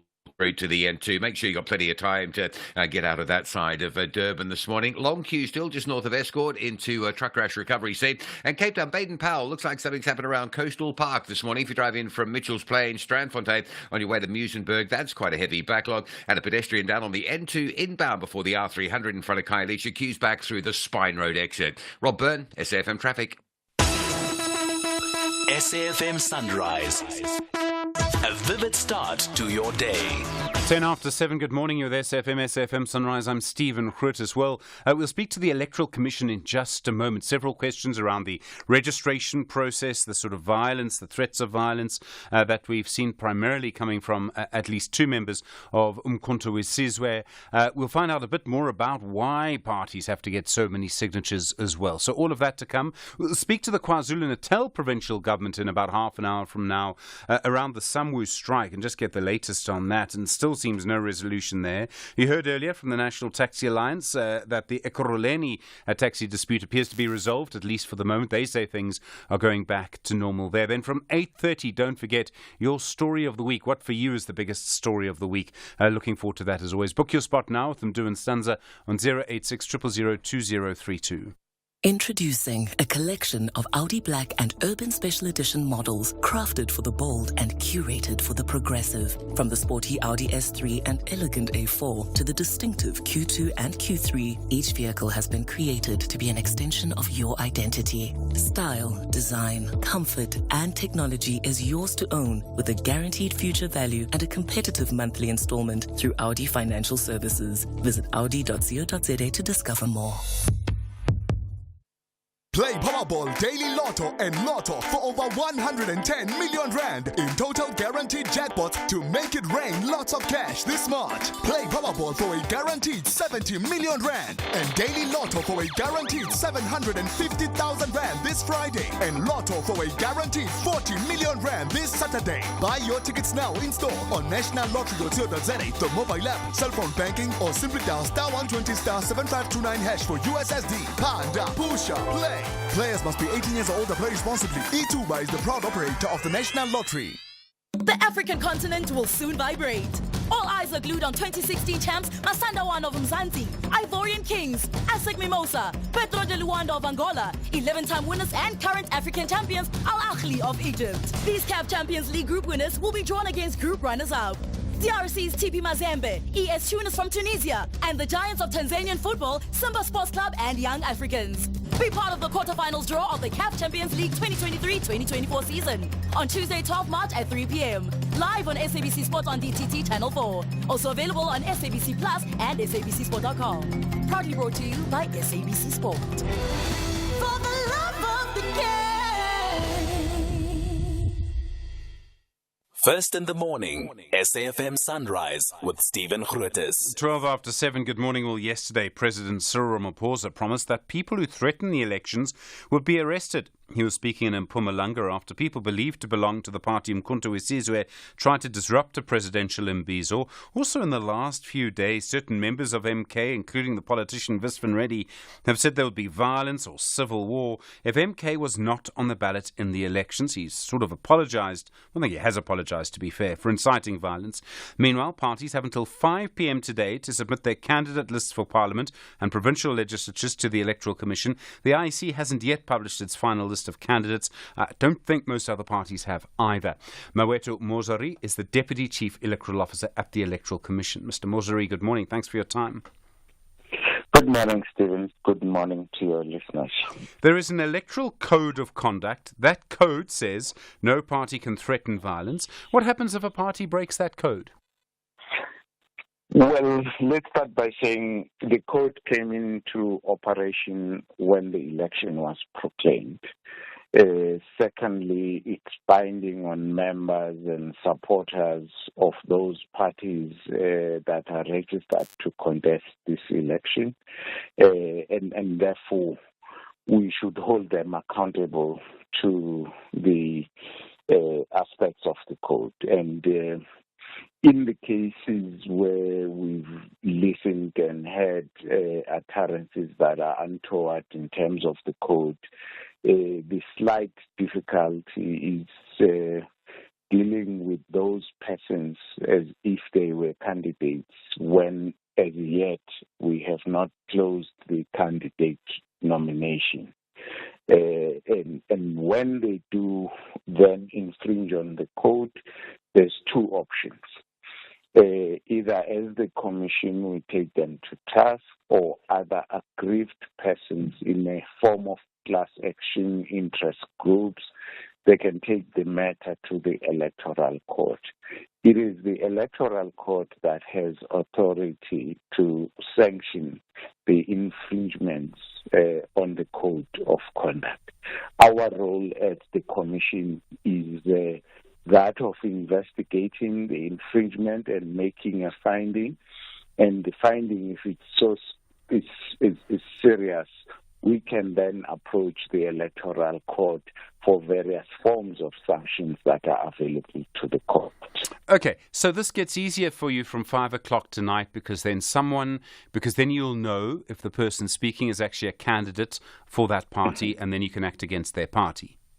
The first thing, we would know that the party is now a contestant in this election.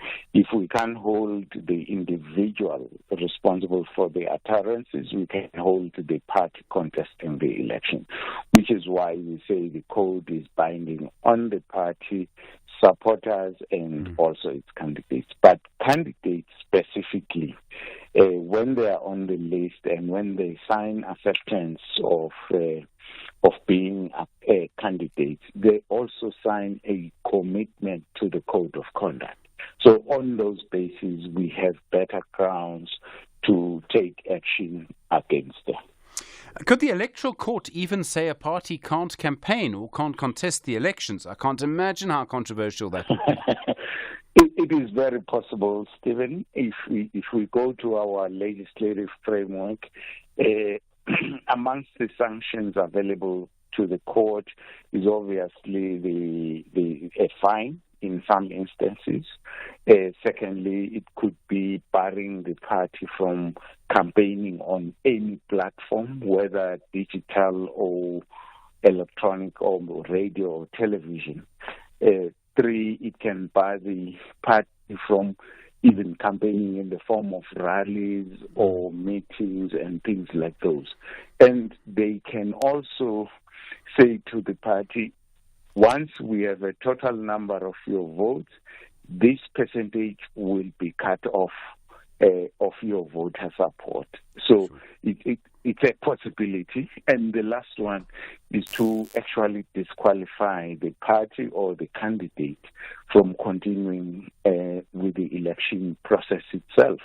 And I think we do have a case in 2016 where a ward candidate was actually disqualified and removed from the ballot.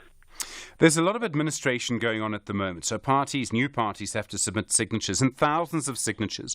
What do new parties have to submit? And if you're already in Parliament, you don't have to submit this, right? So what do new parties have to submit? Basically, all political parties must submit their notice of intention to contest this election. They must also indicate to us which provinces they will contest, which regions they will contest, as well as the national ballot. And then three, they must then give us their list of candidates in order of priority for all the elections that they are contesting as a party.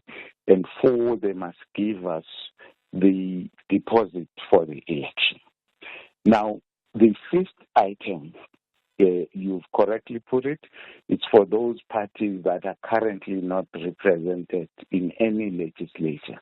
They then have to give us signatures that support their contesting of this elections.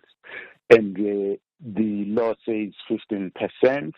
We've calculated that the highest number of signatures is for the region of Gauteng, which is about 13,000.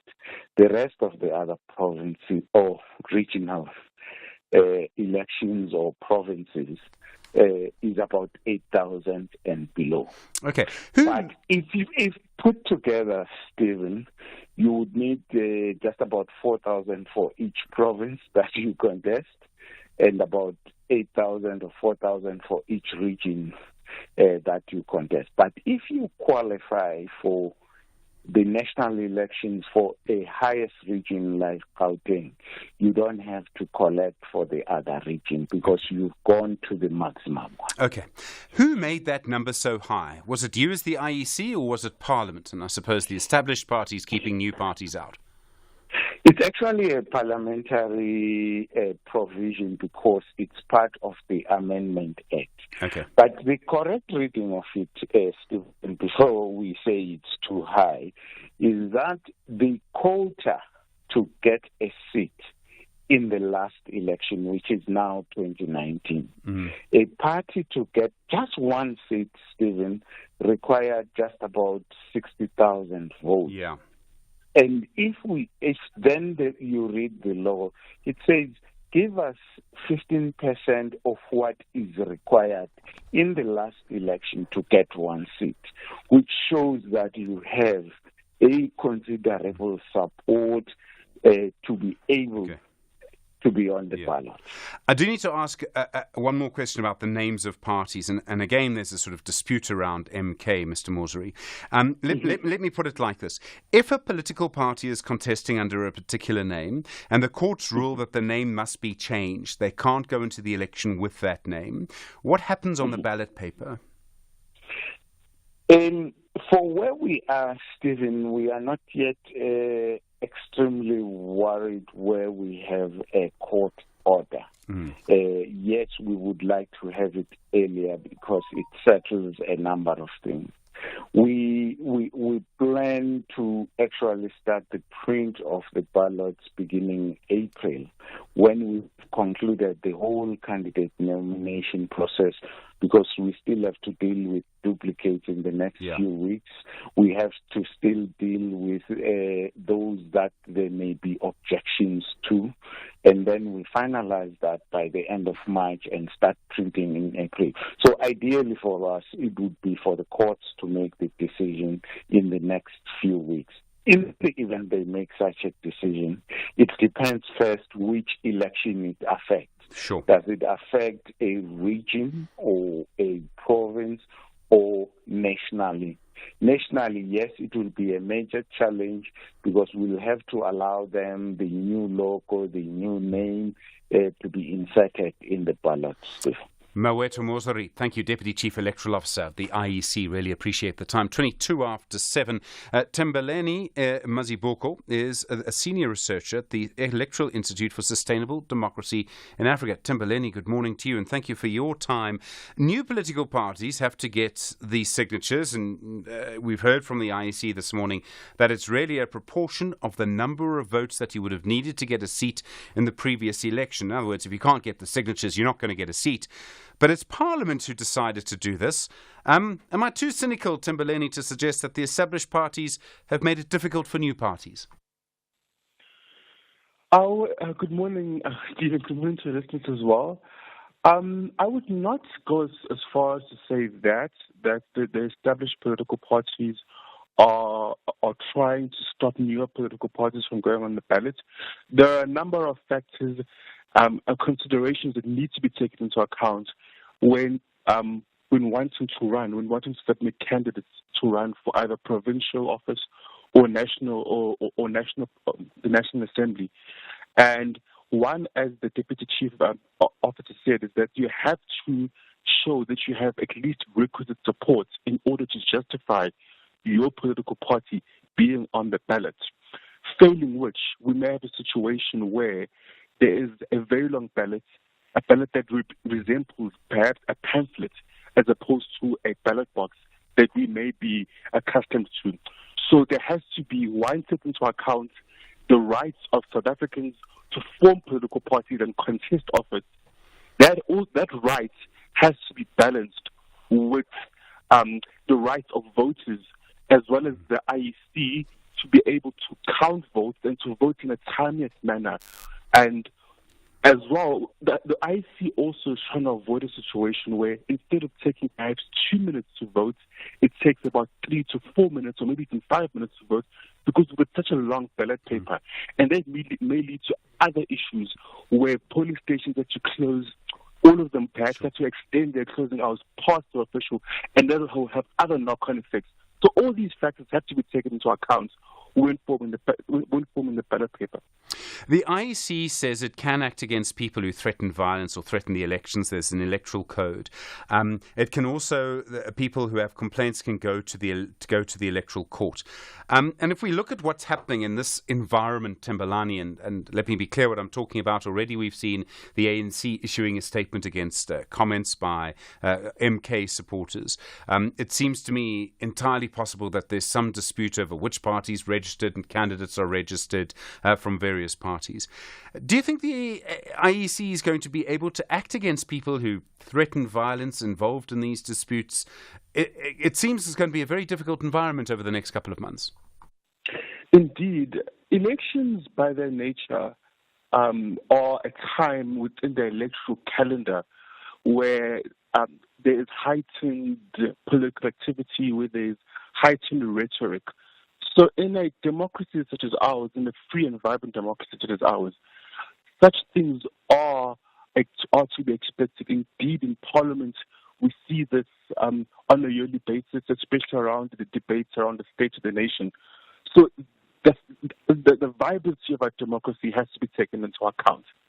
What also has to be taken into account is the electoral code, which is gazetted every election cycle by the Code of Conduct by the IEC. And the electoral Code of Conduct is very clear in terms of what parties may or may not do. It is signed by all political parties. They all have to adhere to it. In terms of enforcement, that really is on a case-by-case basis. The IEC, for its part, would not want to be seen to be stifling the voices of political parties or their members. Indeed, if political parties are unhappy about a potential lack of enforcement of rules, there is first of all, there is a provincial liaison committee which all political parties are members, but of course there is the electoral court and as well as appellate courts that may overrule the electoral court. So there are dispute mechanisms that are in place in order to deal with these situations and when they occur. Tembelani Mazibuko, thank you. The Electoral Institute for Sustainable Democracy in Africa, a senior researcher there. Business owners, don't waste your time searching for an employee that has it all. They do not exist. But I will tell you what does exist. The Kia K2700 Workhorse. It's versatile, powerful, and reliable. It also arrives on time every day. Plus, you get 40,000 Rand cashback. It's the business partner you've been waiting for. Visit your nearest Kia dealership for a test drive. T's and C's apply. Kia. Movement that inspires. Is there such a thing as a favorable draw in football? The moment to find out is almost here. Top 8 CAF Confederation Cup quarterfinalists can't wait to find out who their opponents are. Group winners USM Alger, Zamalek FC, Dreams FC, and RSB Bakane will be drawn against group runners-up Modern Future, Abu Salem, Rivers United, and Stade Malien. Witness the quarterfinals draw of the CAF Confederation Cup 2023-2024 season on Tuesday, 12 March at 2 p.m. Live on SABC Sport on DTT Channel 4. Also available on SABC Plus and SABCSport.com. Proudly brought to you by SABC Sport. For the love of the game. Public Works and Infrastructure Minister Sikla Sikalala will visit the community of Vuwani in Limpopo this Friday, the 8th of March 2024. The purpose is to unblock stored projects and service delivery to the community. Among the problematic projects are the Vuwani Police Station and the Magistrates Court. In the afternoon, Minister Sikalala will have a discussion giving the latest update on the passing of the expropriation of land bill without compensation at the University of Venda. Come join Minister Sikalala at Vuwani Soccer Ground next to Nandoni Primary School this Friday, 8th of March from 9 a.m. This is SAFM Sport with Zai Khan. Zai, good morning. A derby tomorrow. Yes, all roads lead to it. And the Orlando Pirates coach, Jose Rivero, setting the stage for this electrifying encounter, claiming it's the perfect time to go head-to-head with their arch-rivals Kaizer Chiefs tomorrow. Now, after a slight tumble against Cape Town Spurs, Rivero sees this as an ideal moment to silence the noise from their neighbours and boost the Buccaneers' morale. I think we all, especially the professionals, the ones who are going to be on the field, we need to do an exercise of maybe an extra concentration to try to isolate ourselves from all the preparations and all the expectations around the game, so we can perform in the way that everybody is expecting us to perform. It's difficult because the excitement is big. Elsewhere, Liverpool secured a commanding 5-1 win over Sparta Prague in the two sides UEFA Europa League last 16-leg tie last night. Elsewhere, the 2018 champion in tennis, Naomi Osaka, eased into the second round at Indian Wells after defeating Sarah Irani, while the world number one Iga Swiatek says she's ready to play her familiar opponent Danielle Collins yet again as she drew the American in her first round encounter at Indian Wells, California. Well, it's funny that there are so many players, and we didn't play many tournaments this year, but there's a possibility I'm going to face Danielle again. But on the other hand, it doesn't really matter if I want to play well in this tournament. You have to win against players that are really good, and Danielle is one of them. So I'll just be ready. I still have a couple of days, so I'm not really thinking about that yet. I'm not in that match bubble, so for sure I'll prepare and I'll be ready. And finally, boxing. Social media turned boxer Jake Paul will fight former heavyweight champion Mike Tyson on the 20th of July. The 57-year-old Tyson, who hasn't fought since he and Roy Jones Jr. met in 2020. It was an exhibition match that ended in a draw. We'll bring you more of these stories at the top of the hour. I'm Zai Khan. Zai, thanks very much indeed. We'll try and find out more about the situation in eThekwini with the SAMWU strike there in the next little while. You're with SFM leading the conversation. Stage 2 for the moment, Stage 4 from 8 p.m, but I expect an update from Eskom at some point, 7:30. A very good morning with the news headlines. As today's 5 p.m. deadline to submit candidate nominations by political parties and independents looms, the IEC is facing a court challenge for the deadline to be extended. President Cyril Ramaphosa has assured South Africans that the government is working to ensure water security, and the Commission of Inquiry into the fatal Joburg building fire will this morning re-interview witnesses who have already testified before it. And those are your headlines. A full news update at 8. SAFM. Guiding you through the rush hour traffic. Kicking off in Pretoria with the crashes through the Dustmoor Tunnel. It's Transorania at Van der Hof. So Bremer Street through the tunnel, all backed up as you come in towards that crash in the Danville area. Still dealing with quite heavy traffic between Irene and Clayville, the M18, Glen Avenue. If you use that every morning, it's a pretty decent run, but not today.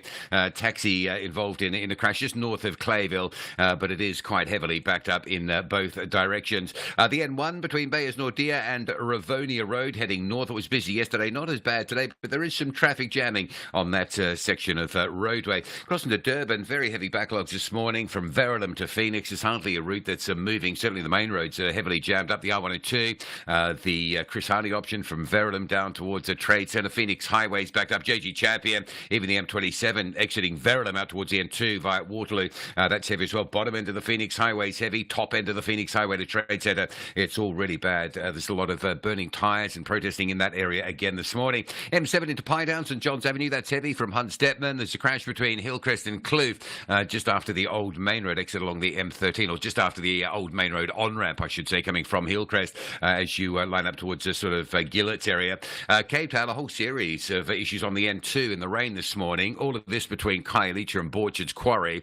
3 collision scenes, plus a broken down vehicle, so very heavy coming in from Baden-Powell through towards the airport runway area this morning along the N2 corridor. A little bit of pressure as well on the N1 inbound from the Belleville side through to Coburg interchange. And if you're driving South Peninsula, probably the rain just sort of causing additional problems on the main road between Muizenberg and Cork. If you're on your way to Official Consignmentstown, that's heavier than normal. Rob Byrne, SAFM Traffic. The business update on SAFM. Ray Machlaka, good morning. Asian markets, US markets, how are they looking?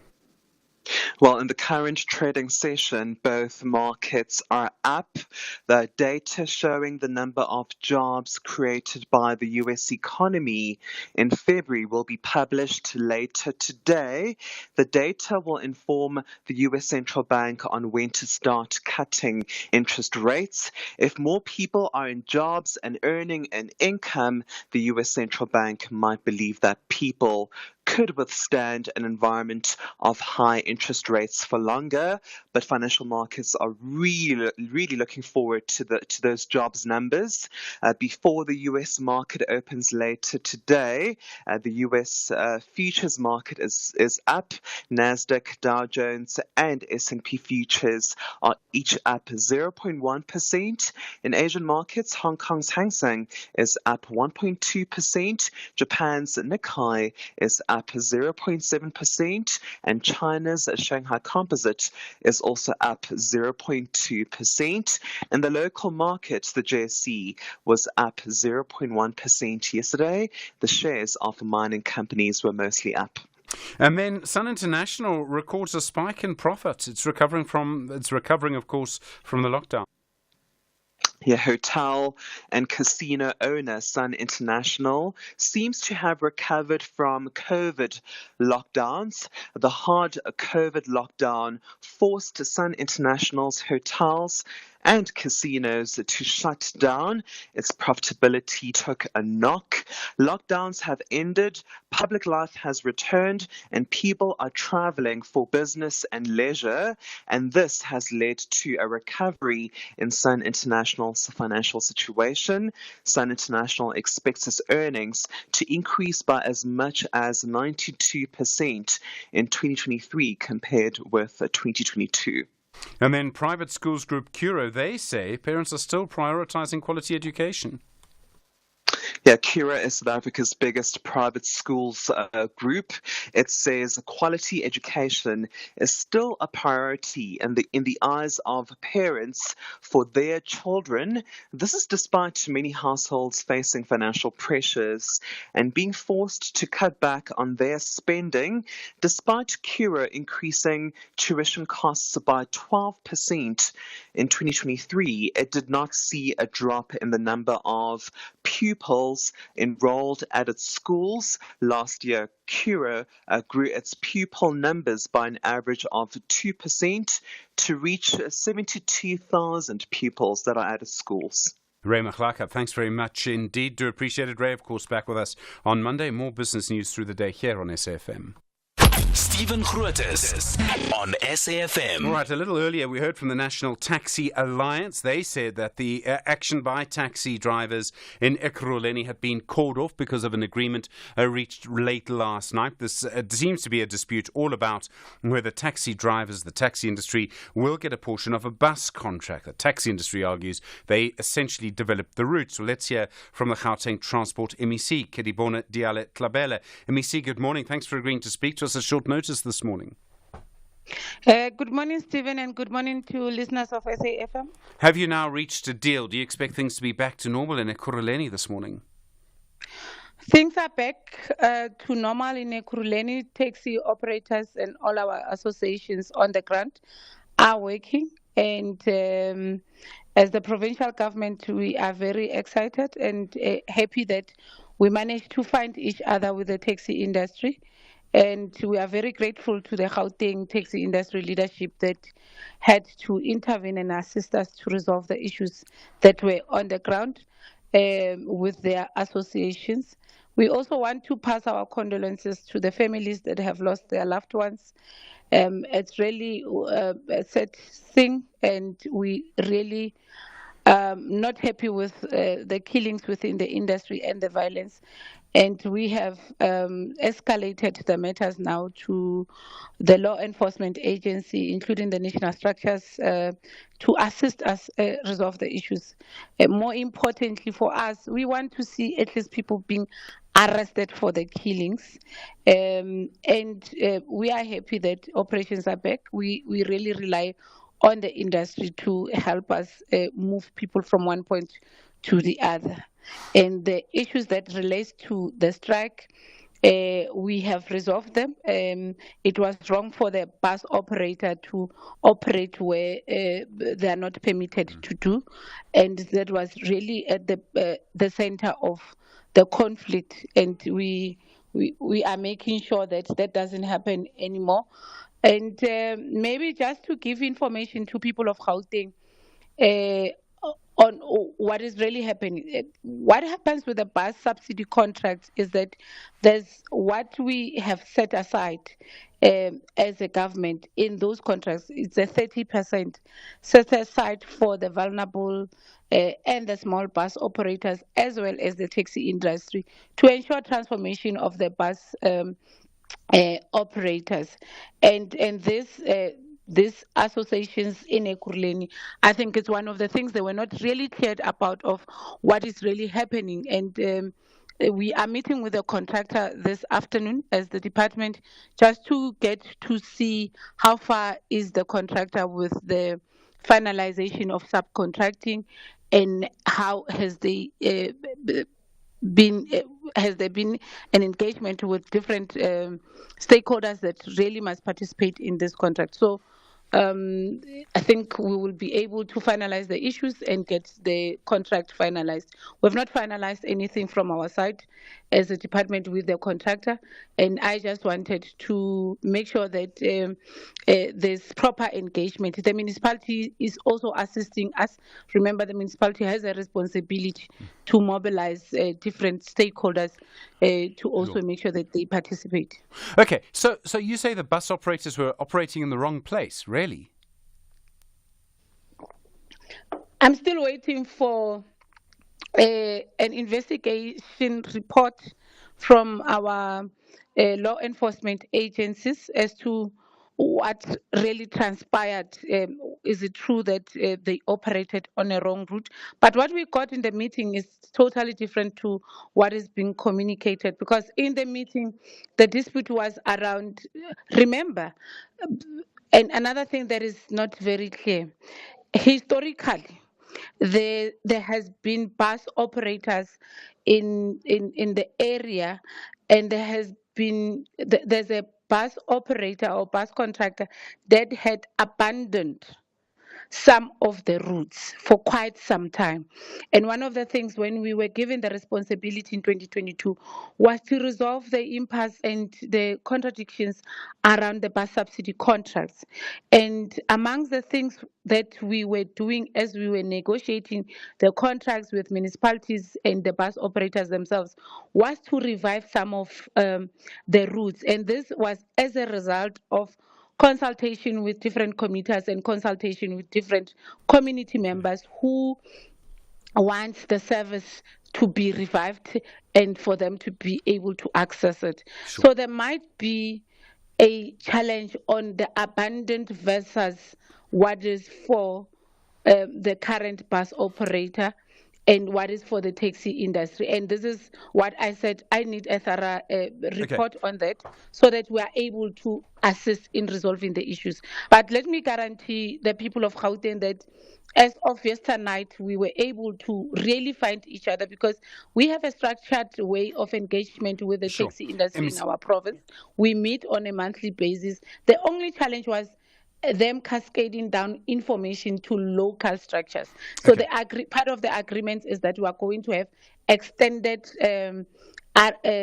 extended provincial meetings with all the local structures in our province, so that we take them through all our agreements on some of the issues that seem are pressing issues on the ground. Okay, Emisi, I must ask, it may look that you gave in to the threat of violence. And I have some sympathy with your position here. You're trying to manage a difficult situation. And let's be clear, I'll say this, you don't have to say anything. The taxi industry uses violence to get what it wants, right?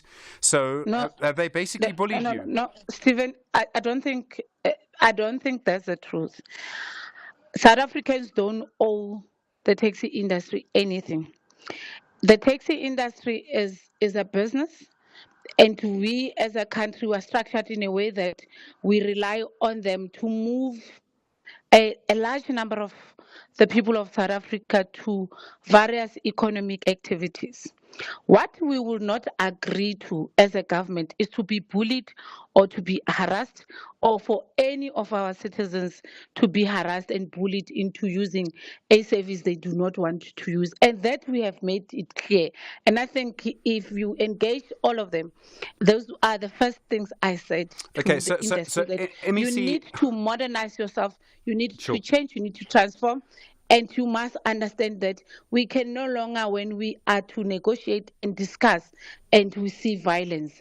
And they have all committed that we must work towards silencing the guns in the industry, but also we must work towards ensuring that they modernize and adapt with the current material conditions on the ground. Okay, MEC, I'm sorry to interrupt you, but I am. MEC, I'm sorry to interrupt you, but I am in this case, because I appreciate that we called you and said, will you please update us on Ekurhuleni, and you've done that, and I appreciate that. But when you say that the taxi industry doesn't use violence, I'm sorry to say this, but I'm not saying they don't use violence. I've never said that, Stephen. I am saying we are condemning them, and we continue to raise the matter with them that it can't be that in a democratic South Africa 30 years later, we still have violence within the taxi industry. It can't be that on a daily basis, a person is killed and the killing is related to taxi industry. We have called them off on that. We have even said to them, we will move further. If this killings continues, we'll move further and make sure that they don't operate until they get to the point. Remember, there's been commissions of inquiries on the taxi violence, and every time it's difficult to unmask who is the killer and who is killing and what is the motivation.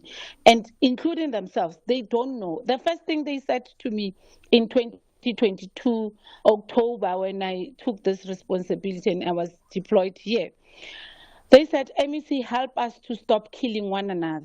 And I asked a question, how do I do that? Who has the guns? Hand over the guns so that I'm able to help you to stop kill one another. We've created platforms as a provincial government to make sure that they are able, and put mechanisms to make sure that they are able to resolve their dispute, conflict without even using a gun.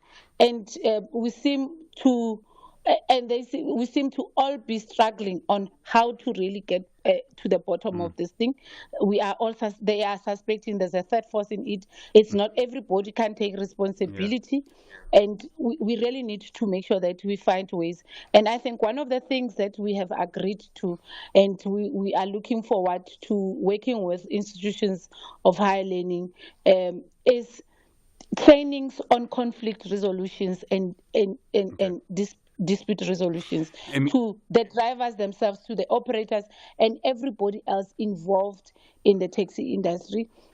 And look at various ways of empowering different individuals who are working in this space so that we are able to get to the bottom of the issues. It doesn't help us to blame one another. It's a societal responsibility that we must all take and make sure that the industry understands that we are in a new era, the era of technology. The future commuter does not want to be caught in the guns. I mean, for instance, I'm afraid of guns myself. Yeah. MEC, thank you. Kiribone Diale Tlabela is the MEC for Transport and Logistics in Gauteng. All right, your views on that, the transport, the taxi industry and violence, 086 000 2032, 13 minutes to 8. Imagine a society where women and children could walk in the streets without the recurring fear of safety. Imagine a society where respect characterized our social interactions. Imagine a relationship where violence found no place. This world is possible if we unify our voices and actions in restoring the essence of our society. This International Women's Month, the GBVF Response Fund implores you to do your part towards a world free of gender-based violence and femicide. This is an SABC-supported initiative. My newest obsession, the Mazda CX-60 3.3-litre turbo diesel. That 6-cylinder engine will take you by surprise. Succumb to its powers. Experience the Mazda CX-60 3.3-litre turbo diesel for yourself. SAFM, guiding you through the rush hour traffic. Well, a nasty crash in Pretoria. It's the junction of Pomhagen, the M4 highway and Trans-Oranje coming through Dashboard Tunnel. It's a taxi ferrying school children and the bus involved. It looks like that junction is currently closed. So if you normally come off the Mopari Highway onto Bremy, you'd want to off-ramp at Van der Hof before you get stuck in that. And if you come from Atteridgeville, maybe WFN Como is going to be the alternative route to get through. But it's all very heavily backed up in that area. Trans-Oranje and Pomhagen. Nasty crashing. Probably take some time to sort all that out as well. Dealing with a crash still at Clayville, the M19 just north of Clayville, that links Irene and Clayville. That's all heavily backed up. Crash scenes on Joburg's Mike 1 north at Greyston, so that's heavy from Parktown. And a crash at Parktown going south on the Mike 1, so that's heavy from Sandton and the Melrose area down towards central Joburg. Plenty of traffic on the N3 today from Ilan's interchange, plus passing a couple of breakdowns, and the roadworks at Van Buren up towards the N12 eastbound off-ramp at Galulis. That's heavily backed up. Durban this morning, M7 into Pinetown, St John's Avenue's bad. Crash on the M13 coming out of Hillcrest Old Main onto the M13 towards Gillards direction Kloof. There's quite a lot of backlogging going on there, and the whole Verulam, Palmview and Phoenix, Ottawa area under a lot of pressure this morning because of more protesting in that area. All your main ridge, R102s, your JG Champions, Phoenix Highway, M27 exit through Verulam towards Waterloo in the N2. It's all badly backed up, hardly a route flowing in that particular area. And then Cape Town, major delays on the N2. There's a series of crash scenes and a broken down vehicle between Mewway and Borchard's Quarry. So the N2 stacked heavily through the rain this morning coming through from Spine Road. N7, Jake Scoville Drive, that's heavy. You're sitting in traffic through Langa and Epping, largely due to some load shedding in that region. And talking about load shedding, central East London getting a dose of it until 8 a.m. this morning. Oxford Street and other central routes quite heavily backed up. Rob Byrne, SAFM Traffic. The Department of Human Settlements Minister Mameloko Kubai and Deputy Minister Pam Chwete will join in the global celebrations to commemorate this year's International Women's Day. In line with the United Nations theme, Invest in Women, Accelerate Progress, on Friday, the 8th of March 2024 at the East London ICC to celebrate the achievements and contributions of South African women in the built environment, aimed at fast-tracking transformation and their participation in the human settlements value chain. Third-placed VfB Stuttgart understand that only victory will get them close to the top two teams on the table, whereas Union Berlin have a mammoth task to cause an upset away from home. Who will dictate terms at the MHP Arena? This is the Bundesliga, football as it's meant to be. Experience the German style of the game. VfB Stuttgart FC versus FC Union Berlin on Friday, 8 March at 9:30 p.m. Live on SABC Sport on DTT Channel 4. Also available on SABC Plus and SABCSport.com. Hashtag We Love It Here. Brought to you by SABC Sport. For the love of the game. Get South Africa's best adventure SUV. The new Ford Everest Sport 2-litre auto bi-turbo 4x2, now from only $14,499 per month with no deposit. With 20-inch alloy wheels and black exterior accents. Get the new Ford Everest Sport at your nearest Ford dealer today. T&Cs apply. Public. Zanzi's top spinners are back on the ground for a tire-screeching battle. Here we go. You ready for some fun? Stay glued to SABC TV channels on 16 March 2024 for a breathtaking experience of motor. Precision driving at its very best out here. This is Africa. Welcome to a world of spinning. Do not miss out on the heated spinning by the greats of the sport. Proudly brought to you by SABC Sport. For the love of the game. Public Works and Infrastructure Minister Sikla Zikalala will visit the community of Vuwani in Limpopo this Friday, the 8th of March 2024. The purpose is to unblock stalled projects and service delivery to the community. Among the problematic projects are the Vuwani Police Station and the Magistrates Court. In the afternoon, Minister Zikalala will have a discussion giving the latest update on the passing of the expropriation of land bill without compensation at the University of Venda. Come join Minister Zikalala at Vuwani Soccer Ground next to the Nandoni Primary School this Friday, the 8th of March from 9 a.m. at SFM Radio and at Stephen Grootes on Twitter. Lily on the line from Johannesburg. Lily, hi, you've been watching this taxi strike. Good morning, go for it. Yes. Even I want to comment on what the NEC had, the interview just had with the NEC. You know, it's very sad, again, the cadre deployment of incompetent people, especially in a ministry or the department that is so critical for the economy of Gauteng. The NEC is saying on the radio, with authority, saying that the bus operators were operating on the routes that they were not supposed to. I don't know whether she understands the implication of that statement. When you're pressing her on that, she's saying, no, I'm not sure, there's still investigation that is still going to come. As a leader of a portfolio, why would you make such a pronouncement on the radio? The second thing, she's saying, taxi driver. When you're saying taxi drivers have got a way of getting what they want through using violence, she could not even wait for you to finish your sentence. Yeah. She interrupted you and said, no. When you pressed her again to say that, I find it difficult for you to say the taxi drivers are not using violence to get what they want. She said, no, that's not what I said. I never said that. So if somebody says something in a period of 10 minutes, she already argues to say that, no, I've never said that. Or only she knows and her department knows what happens behind those closed doors when she is with her officials that she will just bully on things that are not wrong. Yeah. This lady needs to have facts before she comes to the radio. She's holding a very, very critical department. She cannot speak at a general level. If she does not, is not ready for the interview, she must not do it.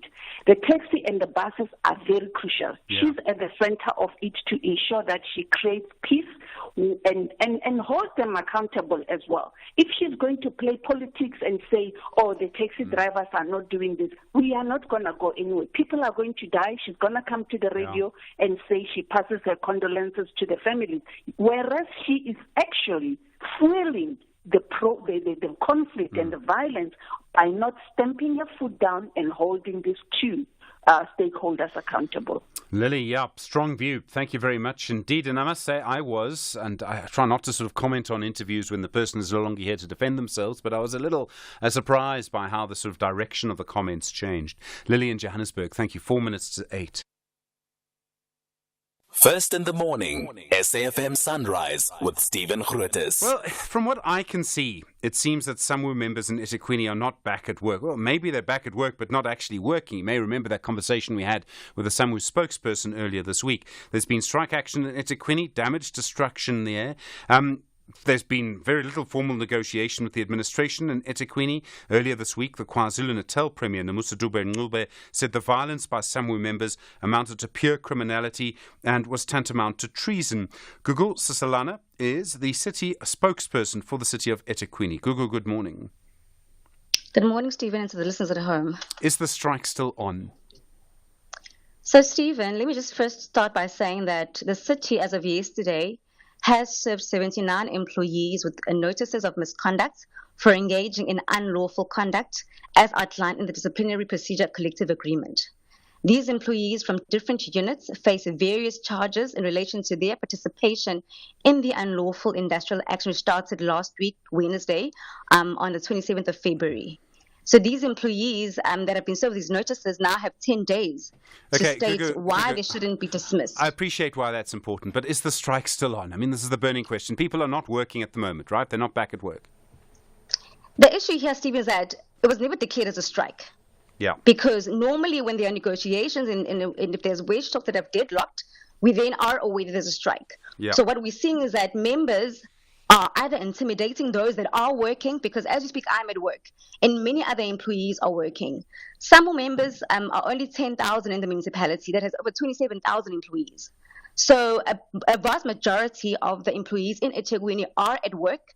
We are providing services that we're able to with the assistance of law enforcement authorities. And hence why we've taken this strong line in saying that those that are not willing to work, then they must face disciplinary processes. No, sure. I mean, I don't think you're going to get many disagreements from residents. You will get disagreements from some, of course. So there's no negotiation going on, right? And everyone's seen the video of Mxolisi Kunda, your mayor, basically saying we're not going to talk to the union. The unions, I mean, we've seen some who do this in Swane. So is there any way of resolving this situation at the moment? It seems very difficult. Now what we're doing is that we are taking legal action. We are, employing all the legal prescripts that are available at our disposal to ensure that employees do get to work.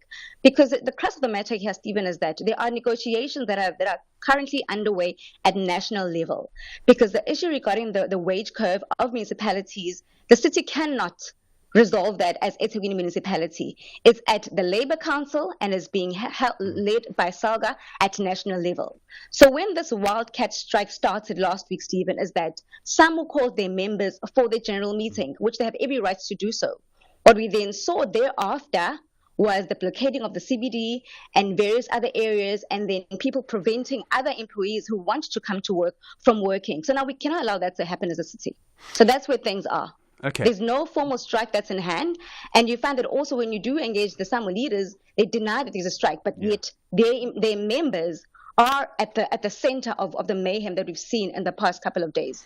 Gugu, there's a lot going on in KwaZulu-Natal and around eThekwini at the moment. Has this strike been hijacked? I mean, is there another political group benefiting from this or something?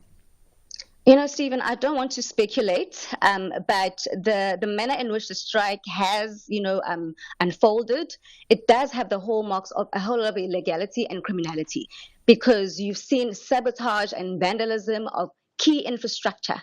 You have clinics, hospitals, and schools that don't have water and don't have electricity. So that is why the Premier earlier this week said that this is tantamount to treason. Because as much as, you've got the right to fight for your own labor issues, but how is it correct to then prevent others from accessing basic services such as water and electricity? You now have teams that are scared, to go out because they're being shot at. That surely can't be allowed to happen. And that's why we've then, engaged law enforcement agencies. On Sunday, there was a high-level meeting between the JCPS cluster ministers, including the Minister of Defense, the Minister of Police, the Minister of Justice, because we really want to see the situation come to an end, and those that are involved with criminality must face the full might of the law. Gugu Sisalana, thank you. Spokesperson for the city of eThekwini. All right. You're with SFM leading the conversation. Your views on that. It's 8 o'clock. Independent and impartial. This is SAFM News. The top stories is how the IEC faces a court challenge over a nomination deadline, and the Red Ants are demolishing shacks in Bloemfontein. A very good morning to you.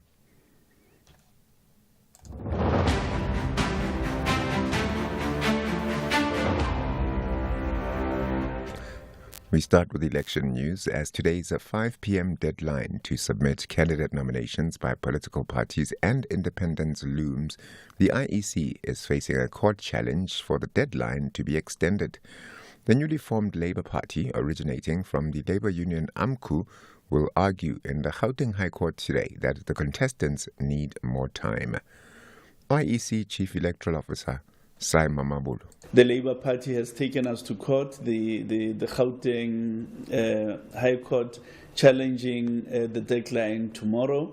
The basis of their claim is that they are newly registered and they've not had enough opportunity to get all the required signatures. Now, our view is that the signatures have been part of our statute at least since June of last year, and they form part of the discourse even when they were debated in Parliament. So everybody ought to have known about the signature requirement. President Cyril Ramaphosa has assured South Africans that the government is working to ensure water security. He was speaking during his visit to the water-scarce Ekangala region in Mpumalanga.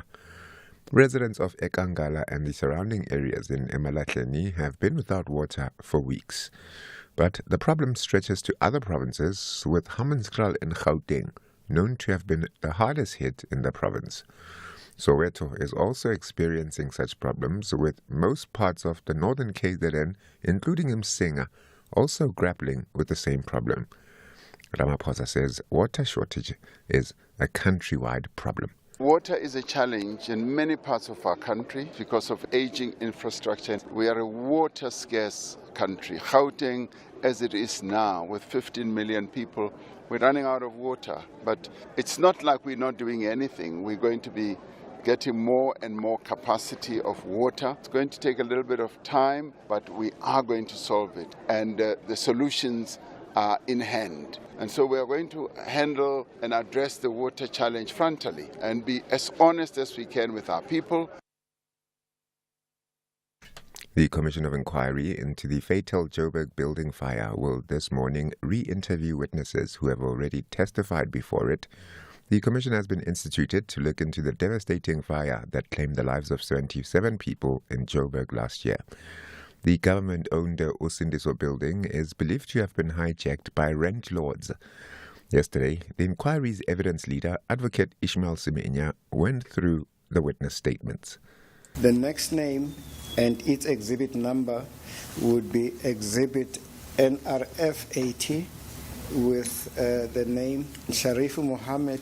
Musa Omari Said is another witness statement, to be followed by that of Abu Bakari Rajabu with an exhibit number NRF 82.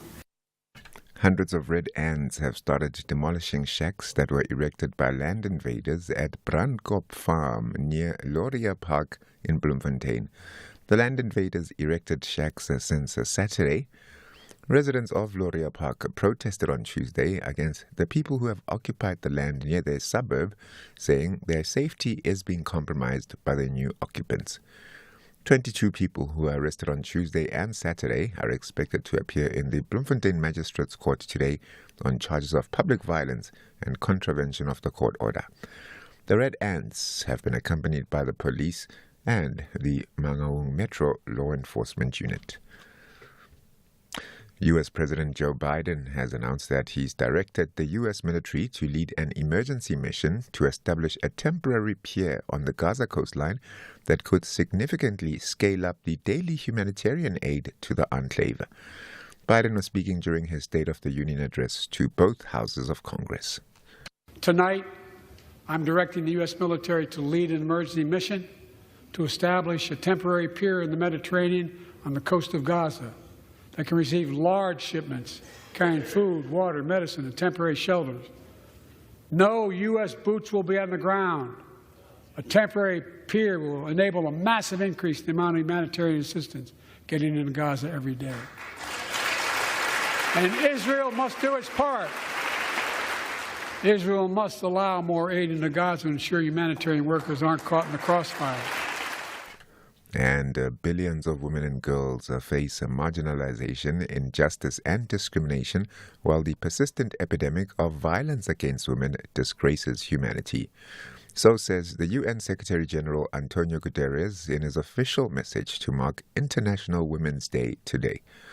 Acknowledging that women and girls had made gains by demolishing barriers, dismantling stereotypes, and driving progress towards a just world, he conceded that the world still reflected a millennia of male-dominated power relations. Our correspondent, Sharon Bryce-Peace. This year's theme, Invest in Women, Accelerate Progress, with Guterres warning that the latter was under attack with a fierce backlash against women's rights. He warned that at the current rate, women's legal equality is some 300 years away. The SG says this year's theme reminds us that ending patriarchy requires money on the table, including through support for women's organizations on the front line. He further called for investing in programs to end violence against women and to drive women's inclusion and leadership in economies, digital technologies, peace building and climate action, making the case for unlocking finance for sustainable development so that countries have funds available to invest in women and girls. Shervin Bryce-Peace, SABC News, New York. The top story, as today's 5 p.m. deadline to submit candidate nominations by political parties and independents looms, the IEC is facing a court challenge for the deadline to be extended. For SAFM News, Kemundupi Makhalemele. A very good morning to you in your SFM Sports Headlines. Soccer, get ready for the ultimate showdown tomorrow as the Soweto derby heats up with Kaizer Chiefs and Orlando Pirates clashing in a battle for supremacy. And in the world of Formula One, off-track drama continues as the Red Bull boss Christian Horner is steering the focus back to racing. All the details coming up right here just before 8:30. SAFM. Guiding you through the rush hour traffic. Yeah, very nasty crash in Pretoria. It's the Transaranya Farmagen junction. You may well find yourself being diverted away from this, but you want to avoid it anyway. Certainly avoid joining Bremer from the Mopani Highway. If you do that, you'll have to exit down Van der Hof. If you want to sort of get through Dustport Tunnel, you're just not going to make it. It's a very heavy queue. It looks like that section of the road, Transaranya, closed. From Hagen leaving Pretoria, heading west towards Attridgefield, heavy WF and Como, just a little bit south of that junction, also under pressure as well. We still got this earlier crash on the M18 between Irene and Clayville. That's a very busy run through today. And crashings on the Mike 1 northbound before Grayston. That's heavy coming up from Killarney. And then Mike 1 south near Empire Road, really, near sort of Jan Smuts and the St Andrews exit. So leaving Sandton on your way into Joburg. That's all very heavy. And a taxi fire on Oxford Road, Parktown area. There's going to be some delays if you're trying to get past that towards the Rosebank area today. Durban, we've been tracking a collision and causing some delays on the M13. It's still there near Gillett, so leaving Hillcrest towards Cluth. That route is under pressure. The whole Phoenix and Verulam area is starting to calm down after protesting, but it's left a big backlog out from Verulam on the M27 towards the N2 highway. I think that's largely diverting traffic away from any potential problem in that sort of Palmview region. Cape Town, the M1 highway busy this morning from Belleville all the way to the elevated freeway, and the N2 passing Khayelitsha stays jammed up. Series of collision scenes and a breakdown between Meway and the airport runway. The back of the queue still at Spine Road. Rob Byrne, SAFM Traffic. SAFM Sunrise. A vivid start to your day. 9 after 8, good morning. You're with SAFM Sunrise. I'm Stephen Grootes. Nice to have you along with us this Friday morning. Well, many different things happening. You just heard the update from the eThekwini municipality. Basically, very little they can do, and I have some sympathy with this. I find the idea of a union members going on strike without going on strike. I think there's something really sort of underhand about it, you know. If you're going to go on strike, go on strike. You know, don't claim that you aren't. Play by the rules of the game. Otherwise, you know, other people won't play by the rules of the game. And then what happens? I mean, maybe you belong to a union and you see it differently. But I just think there's something underhand about it. You know, I'm sort of a big believer in if you're going to do something, if you're going to say, I believe in X, Y, Z, stand up and say, I'm Stephen Grootes, I believe in X, Y, Z, you know. Otherwise, don't try and sort of do it by other means. Just, you know, I don't know. Maybe it's just me. Anyway, your view on that. I thought that the conversation with the Gauteng Transport MEC was fascinating around the sort of way that the taxi industry, and let's be clear, the taxi industry uses violence. I mean, you know, I'd love someone to fact check my comment. Go ahead. I mean, we know this. I mean, we had those conversations with Sipho, who started it in the Eastern Cape this week. Other cause, was it Bongani, I think, in KwaZulu-Natal, who told us about how they'd taken 4,500 rand from him just because he had been transporting his buddies to work, you know. I mean, I'll never forget that call. It was a horrible sort of situation that he was talking about. All right, you know the number to get in touch with us, 086 000 2032. And, of course, don't forget from 8:30, your story of the week, 11 after 8. Sundays at 2 p.m. S3 is your home for Indian cinema. From February the 18th, sit back and relax as you enjoy a world of colorful entertainment. We guarantee you a memorable experience with the best Bollywood has to offer. Enjoy the Holy Festival of Color with premium Indian cinema movies. Catch all the drama, adventure, comedy, and romance on Sundays, 2 p.m. exclusive to S3. My newest obsession, the Mazda CX-60 3.3-litre turbo diesel. That six-cylinder engine will take you by surprise. Succumb to its powers. Experience the Mazda CX-60 3.3-litre turbo diesel for yourself. SABC Sport remembers the fallen hero, the legend of the beautiful game. Spiwe Dr. Mnandi Mkhonza, a great football analyst with a unique language that hits straight to the hearts of the fans. Technically, the teams are in a different level, and the quality also shows. This former defender just knew how to draw the undivided attention of the football-loving community. Rest in peace, Dr. Mnandi. You left a remarkable footprint. SABC Sport. For the love of the game. The Department of Human Settlements Minister Mameloko Kubai and Deputy Minister Pam Tretu are joining the global celebrations to commemorate this year's International Women's Day. In line with the United Nations theme, Invest in Women, Accelerate Progress, on Friday, the 8th of March 2024 at the East London ICC to celebrate the achievements and contributions of South African women in the built environment, aimed at fast-tracking transformation and their participation in the human settlements value chain. Call us on 086 000 2032. All right, obviously lots of calls around taxis this morning. Roberto in Cape Town and David in Uppington have been on hold forever. Roberto, good morning. You're very patient, I must just tell you. You want to talk about the Electoral Commission? Go for it. Yes, I would like to. Good morning, Stephen. Just have a question. We are leaving, we booked last year our tickets to get to Europe. So we're leaving on the 22nd of May, and we're arriving in Germany on the 23rd. And then the date of voting came out, and which we all know is now set for the end of May. So I called the IEC and I wanted to find out, okay, how's the special voting going to work? And I got told that we're actually not allowed to vote because, unfortunately, the special voting days to vote in South Africa is the voting in South Africa is at the end of May. But the special voting outside of South Africa is already on the 18th and the 19th of May. Oh, wow. So you're basically caught in the two gaps. That's right. So, and I'm thinking, it's not only us. I mean, everybody who's driving or traveling with us on that specific sort of period will not be able to vote in South Africa. And I would like to know how this actually works. That's interesting, Roberto, because the case law, and there was a case, and I was very interested in it when I lived overseas for a brief time 30 years ago, about voting overseas. So you probably have to go to that Constitutional Court ruling, I think it's from 1999, and see what it says. Because if you have a right to vote, and Roberto, you do have a right to vote, and there'll be a duty on the IEC to make it possible for you to vote. Somewhere in there, maybe you might have to, I mean, depending on how many of you there are, you might actually have to go to a judge and say, look, this is what we want to do. The IEC must make a provision for us. But I can see for their part of view, they're probably like, oh, come on, Roberto, be in one place at one time. They would probably say that. I mean, we booked the tickets already last year because there was no indication about when the voting is going to be. So, we can't predict what they decide when the voting date is going to be. So it's kind of a bit of an issue here because, we're certainly not the only people traveling in that sort of period to go out of the country of South Africa, and they're all not going to be able to vote. No, I think what you want to do is entirely reasonable, and I think that would be the question, what is reasonable?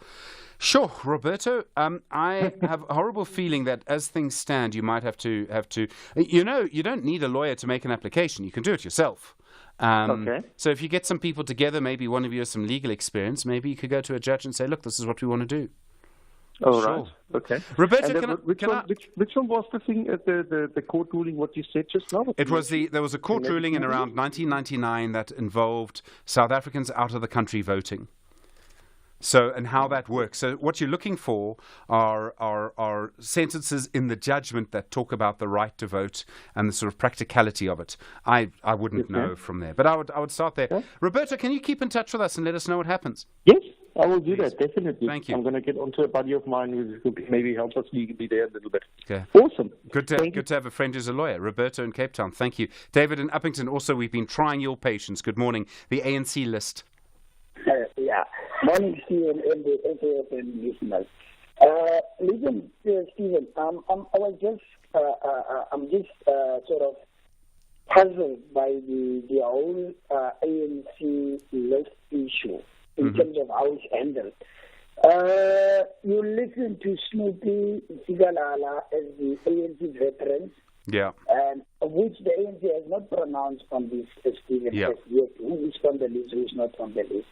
And I find it very strange for a senior member of the African National Congress deliberately doing so, in terms of, for me, because he's preaching one thing of unity in the organization, but at the same time it's actually actually perpetuating something that is actually destabilizing and causing confusion within the organization. And secondly, Stephen, I just wanted to go in quickly on this issue that Roberto just raised now. Yeah. Because I'm of the view that the IEC is operating on the behest of the General Republic of South Africa. And then my question is that what harm will it do for the IEC in terms of their preparation for extending the due date of today for another day? Because for me, even for us to have a credible, free and fair election that can possibly avoid any comebacks to us in terms of the challenges in court of disputes, in court and what. So David, let me give you a very short answer. I don't speak for the IEC, but there is a timetable. When the candidate lists are lodged, there is a specific time for political parties to look at each other's candidates and to lodge objections. And that's set out in the law. And then after that, there's another period to do this and to do that and to do that. So if you go backwards, the IEC on the day has to have all of the candidates and all of the lists and all of the ballot papers ready. To do that, it has to print them by a certain date. To do that, it has to know with certainty that those will be the candidates. To do that, and we're going backwards now, there has to have been a time for the political parties to inspect each other's candidates. And to do that, you have to have a deadline, and that deadline's today. But at the same time, Stephen, you see, the other thing that we are ignoring or actually taking for granted is the fact that you have calls of threat in the country, you have calls of violence in this country, whereby for me, for a person that is actually sober and a person that is light-minded, actually grant a space whereby let's test this one. Let's actually convene an emergency with all the organizations to say, guys, that as IEC, we think that the best for anything, to avoid anything, we think that let's do this. Because IEC needs to guide us. David, I'm sorry, I'm going to leave it there. There are party liaison committees for that, and that does happen, is the short answer. 20 minutes after 8. Catch the Insider SA this Monday evening at 6 as 10,000 Hours at the Piano elevates South Africa's teenage pianist Mike Wang to the peak of music. DJ Nilofa Said turns afternoon traffic jams into the best part of your day. And para-athlete Darren Thomas wins hearts, minds and medals in Miami, USA. That's the Insider SA this Monday evening at 6. Repeat Saturday at 1 p.m. and Sunday morning at 10:30 on S3. Play Powerball Daily Lotto and Lotto for over 110 million rand in total guaranteed jackpots to make it rain lots of cash this March. Play Powerball for a guaranteed 70 million rand and Daily Lotto for a guaranteed 750,000 rand this Friday and Lotto for a guaranteed 40 million rand this Saturday. Buy your tickets now in store on nationallottery.co.za, the mobile app, cell phone banking, or simply dial *120*7529# for USSD. Panda, Pusha, Play. Players must be 18 years old and play responsibly. eTuba is the proud operator of the National Lottery. Attention filmmakers, are you ready? It's time to showcase the vibrant tapestry of KZN's cultural heritage at the Simon Mabunu Subela KZN Film and Television Awards, South Africa's ultimate celebration of cinematic excellence. In partnership with the SABC and KZN EDTEA, we champion innovation, paving the way for the future of cinema. This year we go beyond imagination. Edit your 1-minute submissions because a call for entries is now open until the 28th of March 2024. For more information, visit www.kznfilm.co.za or follow us on our social platforms. Join the conversation using hashtag SSA24 KZN Film. Our kingdom is your stage. Across South Africa, online and on radio. SAFM, let's talk. Well, still no certainty on when the Johannesburg City Library, the biggest library in Joburg, will be opened. It's been closed since the pandemic period. There are things there that you will not find anywhere else in the country, anywhere else in the continent, or anything else in the world. And yet it's still closed. David Flemminger is the spokesperson for the Joburg Heritage Foundation. David, good morning. How important is this library? Good morning, Stephen. I think the library is really crucially important. As you said, there are materials there, archival materials, that aren't found anywhere else in the world. They are one-off copies and they are stored in the library. More than that, there are 140 workstations with free Wi-Fi for the local community and the students. There are a huge amounts of research material. There are collections of maps that are very rare. There are, of course, the normal reading, borrowing functions where people come and borrow books and educational and literacy programs. So all of that has ground to a halt since the start of the pandemic with no end in sight. Has there been any indication of what the problem is? And I know people say maybe the structure is not safe, but from what you've seen, you say the structure is safe. Yes, correct. So the initial response from the city was we've had some reports and the city has decided that the library needs to be closed because it is a threat to human safety. It is unsafe for occupation. We felt that sounded a bit exaggerated, so we asked for the reports. And after months of nagging, we eventually got them. We looked at the reports and we said, in the reports, there's nothing structurally unsound about the building. There's some fire-related issues and there's some leakage in the roof. So we asked for a site visit. We finally, again, after much nagging, got a site visit with our experts and their experts. We went through the library, and our architects and engineers are still studying the various reports and have asked for additional information. But from our initial findings, the fire suppression system needs to be commissioned, and there's some fire doors that need to be replaced, and the roof has to be done. But there is no structural damage to speak of, and fixing of the waterproofing on the roof is A, not putting the books at risk, it's leaking in a different part of the library, and B, can be done while people are accessing the library because it doesn't preclude people from entering the library if they're working on the roof. There's been this very strange story around this, David. I mean, you know it better than I do, but I mean, there's been no clarity on anything. I don't understand why anyone would benefit from, keeping a library closed. There's immense benefit to reopening it again. Well, you think so, Stephen. Yeah, that's kind of our opinion too. Why indefinitely close the entire facility for several years, and rather than reopen it in phases, fix the fire system first, reopen the library, get people on the roof. It should be a matter of urgency. This is a civic asset, an important one too. So we have no clear indication of why. There are anecdotally stories flying around about this and that. But, without pointing fingers at any specific individual or party or anything like that, I would say as a collective, the people tasked with managing our city's assets are doing a terrible job. And I think, further than that can be discussed, but the baseline is that they simply need to do better. And they need to prioritize the city and its assets and the people over not doing anything at all. What I don't understand is there must have been, probably 100 people who worked there. Where are they? Have they been deployed to other libraries? And when I go to other libraries, I don't very often, but often my children do. They'll tell me that library's closed or it's closed early. And don't even get me started on the fact, David, that most libraries in Joburg are closed on Saturdays. Yes. Our understanding is that the staff of the Central Library were kept on during COVID. And then last year, when they released this result that this building was unsafe for occupation, they actually removed all the librarians to other branch libraries, as far as we understand. So there is literally nobody going into the city. This is the Central Library.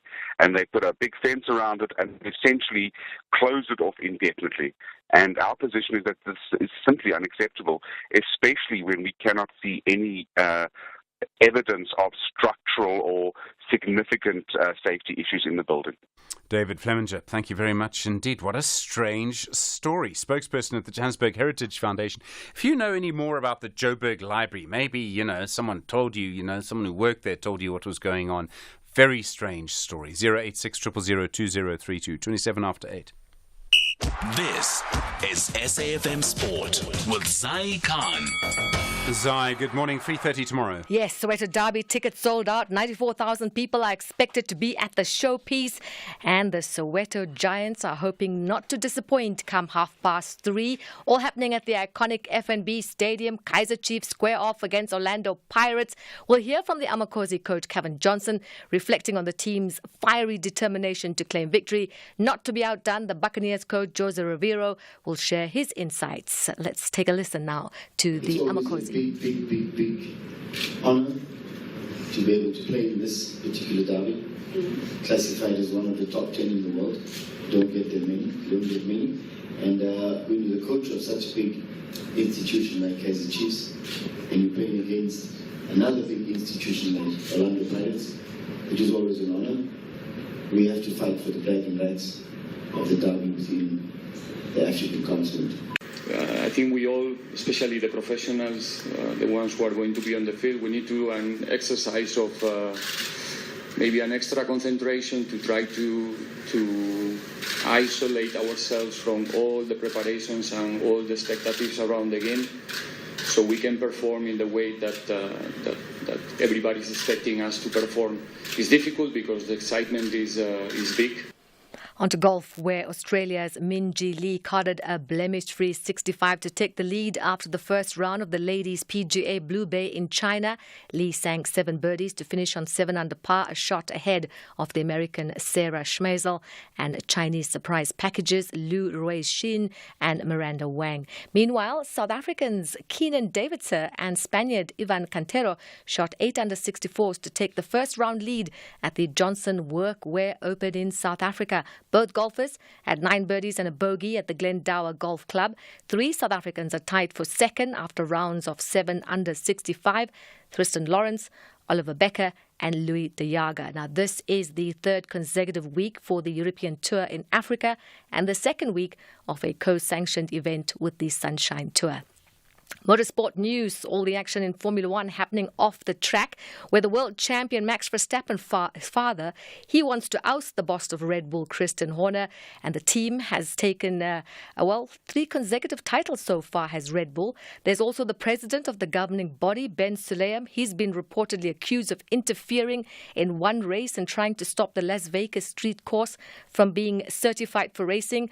Then the employee who made the complaint against Red Bull boss Christian Horner for inappropriate behavior has been suspended with no details given. Now, Horner's position came under renewed scrutiny, and that's when the verdict was announced. But now there's been emails that have been circulated between Horner and female staff members, leaked to F1 officials and journalists.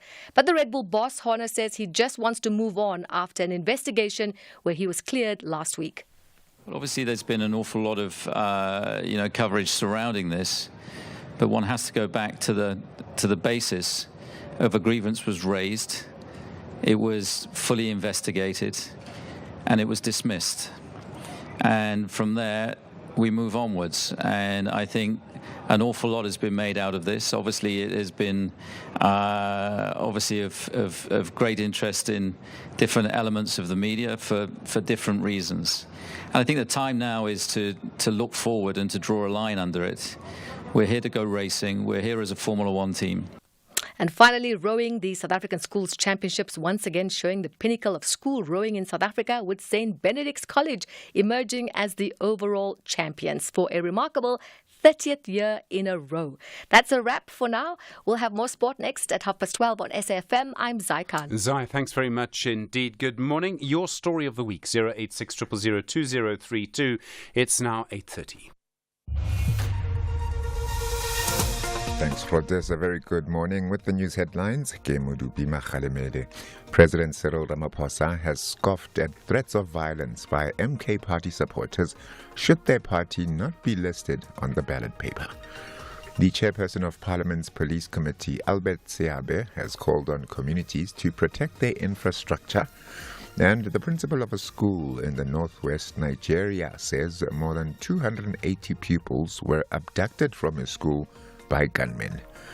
I'll have details on these and more stories at 9.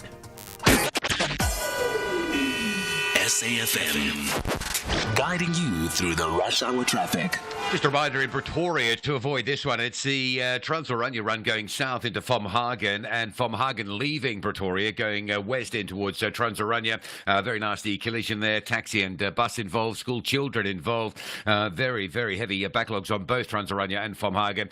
If you're going between Atteridgeville and Pretoria, use WFN Como, although that's very slow. And if you're coming in off Van der Hof or off the Montpellier Highway into Bremer, just keep going on Van der Hof down to Eskie and Patlali. That alternative route is open. A lot of traffic caught between Dustport Tunnel on Trans-Oranje and Danville at the crash scene. The Mike 1 South through Joburg's heavy today from Sandton all the way down to a crash near the St Andrews exit in Parktown.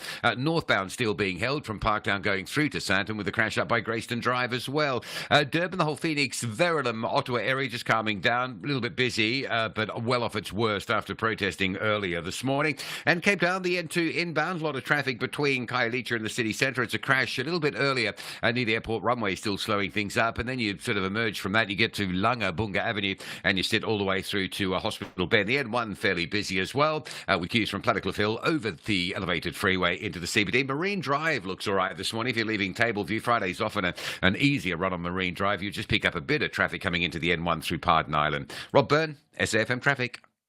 Stephen Grootes on SAFM. 27 minutes now to 9 the time. Good morning. Good to have you along with us. Your story of the week. You know the number 086 000 2032. And it's been a busy week. There's the ICJ case in Gaza. There's the situation in Ethekwini. There's the taxi violence in Ekurhuleni, or the taxi protest, whatever you want to call it. Start the argument around that. There are other issues as well, of course. Financial issues this week. Jocelyn Smith, a big story, of course. A 6-year-old who went missing. Her mother yesterday charged with child trafficking, basically selling her daughter is sort of the claim. All right, let's start this morning with Sandile in KwaZulu-Natal. Sandile, hi. For you, it's taxis. Yes, Steve Bobo. How are you doing, Steve? Sandile, I'm tired, I'm hot, I'm ready for the weekend. Go for it. No, thank you very much for taking my call. Steve, I would actually like to talk about the bullying taxi industry. I heard you talking about it yesterday and the day before yesterday. And Steve, if I can tell you, this thing has been happening for far too long. Yeah. And it seems as if even the authorities, they do not have any remedy to resolve this matter. And I'm just asking myself, Steve, if this act is not an infringement of other people's rights.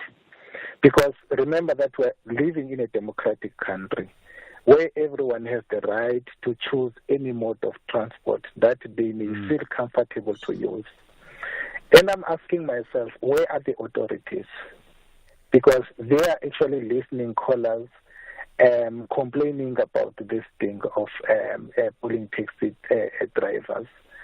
And we see this incident almost daily when we're driving on the road.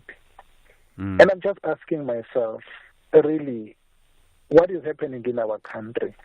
Why do we actually turn our country to be a lawless country? Yeah. Because every citizen is expected to abide by the law. And it's so short-termist. It's saying that I have a right to this profit and I'm going to do this to you to get this profit. I mean, that's what it says to me. Yeah, but you cannot actually impose yourself, Stephen, on me.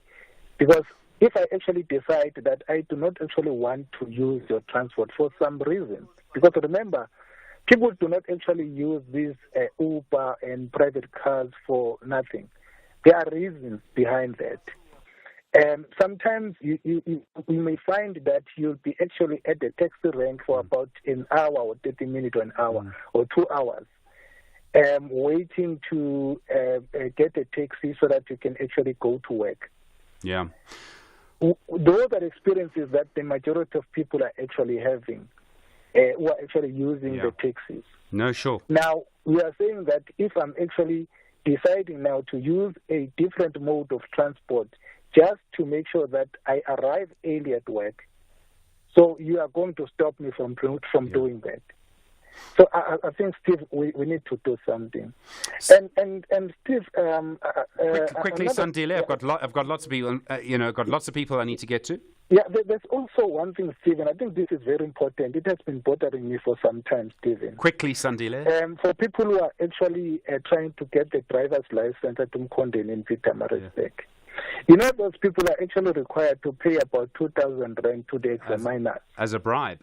As a bribe. Sure. And it has just become a normal act. Yeah. No, Sandile, I've heard that this has become normal, and it happened in Gauteng. I'm not surprised to hear that it's happening there as well. Sandile, thank you. And I think I completely agree with almost everything that you say. Lots of calls coming through this morning around the situation regarding the eThekwini strike by SAMWU. Siyabonga in KwaZulu-Natal. Hi. Yes, hi, Stephen. I had hoped when I got this week that by this time the strike would be over. But unfortunately not, Stephen. And it's disappointing if you listen to the spokesperson from the state. Yeah. Simply they are digging in their heels, hiding behind the legality, not denying the fact. But that's where the issues are. Because if they talk about, Stephen, the issue of wage curve and categorization of municipalities, that issue, based on the information that I have, it's been on the table for now close to a decade. Yeah. Now, it's a matter of collective bargaining, not yielding the result that it was intended to. If we look at the trend, Stephen, look at the public service, and now it's emerging also in local government that collective bargaining structures are being undermined by government. In this case, it's an ANC government. That talks to the abusive relationship between COSATU and the ANC, where ANC will always want to take everything, but COSATU, they get nothing.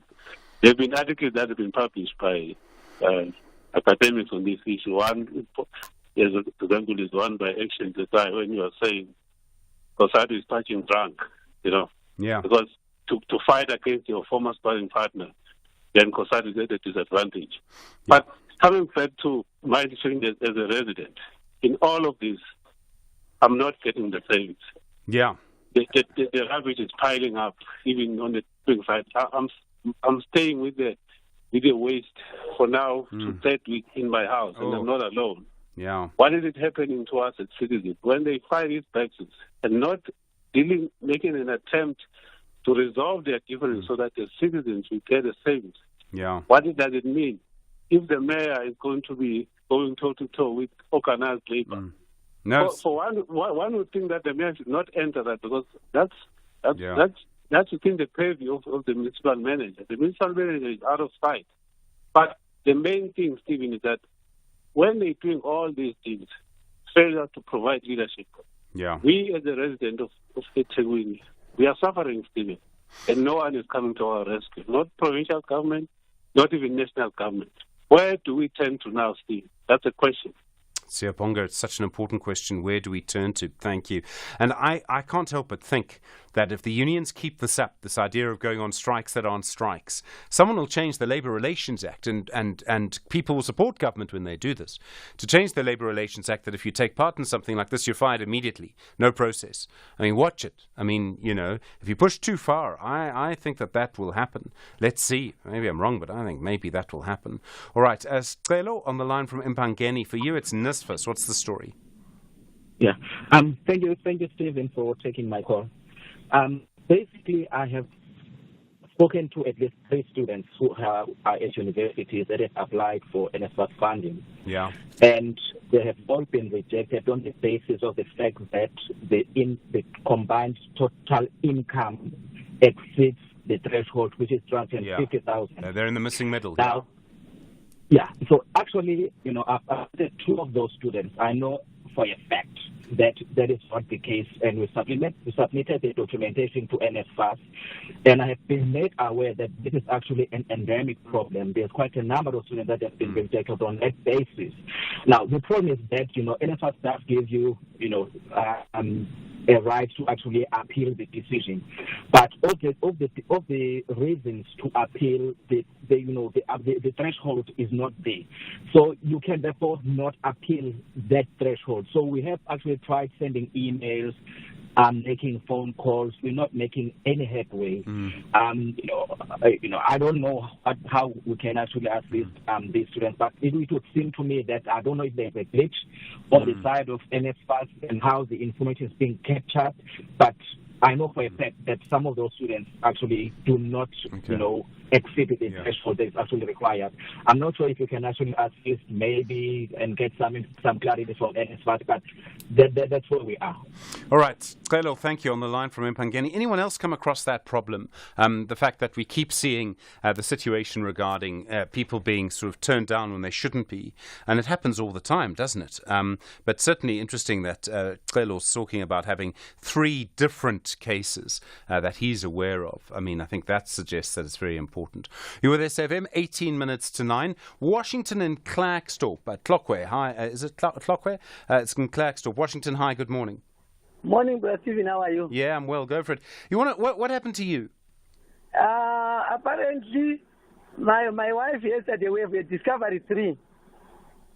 The car? So, yes, the car. Yeah, it's a nice big car, yeah. Yes, yeah. So the people at Lentec, they told us that there's something that is draining the battery, so we always remove the terminal from the car. Yeah. So when she removed the terminal last night, she forgot she pressed the bonnet hard, so the bonnet also locked. Yeah. So we didn't know where to open. So apparently she called the locksmith, she asked them the price, they didn't say the price. So when they came, when they were busy, they wanted to put a wire, like the way they put the wire through the window. Yeah. Then I contacted my cousin who told me he was also a Discovery. He said, no, on the left-hand side, there is a sign of a key on the door. That's where you put the key to open it manually. When I told my wife, he told that guy, he just jumped over. He was a white guy. He jumped over to that side, opened the door and said, charge just 3,800. Gee, wow, 3,800 just to open the car? Yes. Then we asked you, why are you charging so much? Why didn't you say your price when you came? Said, no, the office told you the price. When we asked at the office, they didn't answer on the price. Sure. So I asked them, so why did you open without talking to the customer first? He said, no, why did you call us when you know you can do the job? Sure. So we asked for a discount. That guy jumped, he said he's giving us 10%. From 3,850 it went down to 2,800. Yeah, but that's still a huge amount of money, Washington. Yes, I kept on fighting, and I told him we are going to hear it on SAFM. I told him straight, I'm going to report you. I'm going to look for ways to nail you. Then he said 2,500. My wife said no, we only have 2,000 on us. He said give me the 2,000. So what happened in the end? We gave him the 2,000. Sure. Washington. That's crazy. Just to open your car. I know it can be expensive and there can be a call-out fee and all the rest, but it's quite something. I asked him that, what is your breakdown? How do you charge? Yeah. How do you charge? He couldn't explain it. Yeah. No, this is our fee, pay me. I mean, it's because he's got you as a hostage almost, doesn't he? Yeah, that's like almost all thing. He said he's not going to leave until he gets the money. Sure. And Washington. That guy is a locksmith in Benoni. Yeah. Sure. I sent the WhatsApp messages that I was talking to him on FM WhatsApp. Okay. Washington, yeah, that's bad, man. Sheesh. Very bad. Yeah. I tell you, very, very bad. Oh, I'm sorry. People are that cruel. Yeah. And they just look at you and laugh, don't they? I mean, you can feel them laughing. It's horrible. They just take your money. Yeah, just take the money like that. And I haven't told him we are doing this because they are taking advantage of that she's a woman. Yeah. Yes. Oh, Washington, I'm sorry. Look, okay, I don't think there's much we can do at this point, but you've raised it. Has anyone else got a story like that? Maybe it's the same firm in Benoni, Washington says. If you have, please let me know. 086 000 2032. I think it is an important issue. We see this happen. I remember years ago, a friend of mine had the same thing. Locked his keys in the car. Car was completely locked. Had security systems. Had to call a locksmith, etc. Did cost some money. There was a call out and there was a long distance, very big, what's the word? A gedunte. Becomes a big thing. But still very frustration. Washington, I'm sorry. Really is quite something. Rich on the line from eThekwini. Hi. You heard the Gauteng MEC for transport. Yes, Stephen. You know that MEC? Yeah. She came on radio. She came to respond to your interview with an intention of clouding the space out. Yeah. Consume time in a way for you to avoid... putting the question. Absolutely. Yeah. You know, most of your guests that hold positions of authority, I wouldn't call them leaders. If a person, if a person holds a position of authority, does not automatically become a leader. So most of them that you invite there, they normally do that. But this one tops all of them. Yeah, tops all of them. She at some point she actually assumed core responsibility for the taxi industry by saying, bring the guns to help you stop killing each other. Meaning that then she has a responsibility then if that continues. But anyway, she came just to clear the space and answer nothing. Yeah. All right, well, look, Rich, you're welcome to your view. I'm not going to disagree with it. I'm aware that when I do interviews with people, some people do try and just talk, and they talk and talk and talk to run down the clock. I know that they do that. I sort of do give people time because I need to give people time to sort of speak, and I think that's important. But I do try and interrupt as well, and I like to be polite about it, but it does happen. John on the line from East London, the story about a locksmith at Discovery in Piet Retief. Hi. Good morning, Steve and listeners. You see, people don't understand that there is some unwritten rules in capitalism. Yes. If you call someone to do a job for you, ask him what are his charges. Yeah.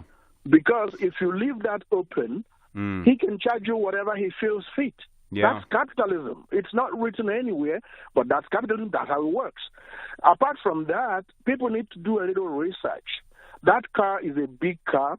It's also a very delicate car in terms of the mechanisms. Yeah. All over YouTube and TikTok, there are so many things there on how to open a car when you lock your keys inside. It's out there. You're not going to be charged anything for doing that research. So making the guy look like he's such a criminal and ripping somebody off, I don't think it's fair.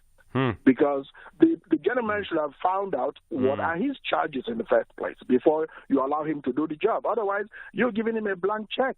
Yeah. You sound like you know a little bit about cars, John. I've owned cars and I've stood by mechanics as they work on my car, so I do know. Yes, I'm kind of a petrol head. Okay, no. I had a small thing with a car this week, and I had a guy fitting something to my car. I asked him if he charged more for me to watch him and give him advice. He said yes. That's a good one. Have a great one. Sure. Have a great weekend. You too, John. Thank you. On the line from East London. All right. Your views on all of this, 086 000 2032. I feel a bit, for Washington being ripped off. I mean, I don't think you should behave in that way as a business, but I do think that that's a strong point that John's making about how you've got to manage yourself. You've got to ask how much it costs before. I think you do have to do that. Karen in the Western Cape. Hi. Karen, education, which do you prefer? Karen. Sorry. And morning, Stephen, and your team and speakers and listeners. I'm phoning in because you had Professor Atmore this week on education. Yes. I'm in part a developmental specialist, and I want to add to that conversation. So, identity in development, it's formed by 3 years of age. Separate, self-reflective, self-regulatory identity. And the roots of learning happen there. Even things like literacy and reading. So I work in fields where we want to see children from birth to 3 years of age being supported at home, the parents and caregivers, and not only them, all children, so that building blocks are in place before organized education begins, because, of course, prevention is far cheaper and easier than cure. So it's really about very young children at a very young age and making sure we get that right. Absolutely, because we know a lot now, and common sense conscious knowledge is not subconscious insight. And if the parents and caregivers are supported in the formation of building blocks, that transforms society and education. And that is a conversation that few people have. But I'm involved in projects where we have home visitors going everywhere to all parents to support that aspect of it. But it's not even on the table here, so I'm phoning in with a plea. No, sure. No, I hear you, and I mean, it is so important, and we know that it is so important. Karen, thank you. I mean, we had a brief conversation with Professor Eric Atmore about it, but so important. Karen, thank you. On the line from the Western Cape, more conversations, I think, around early education that we'll look at. 8 minutes to 9.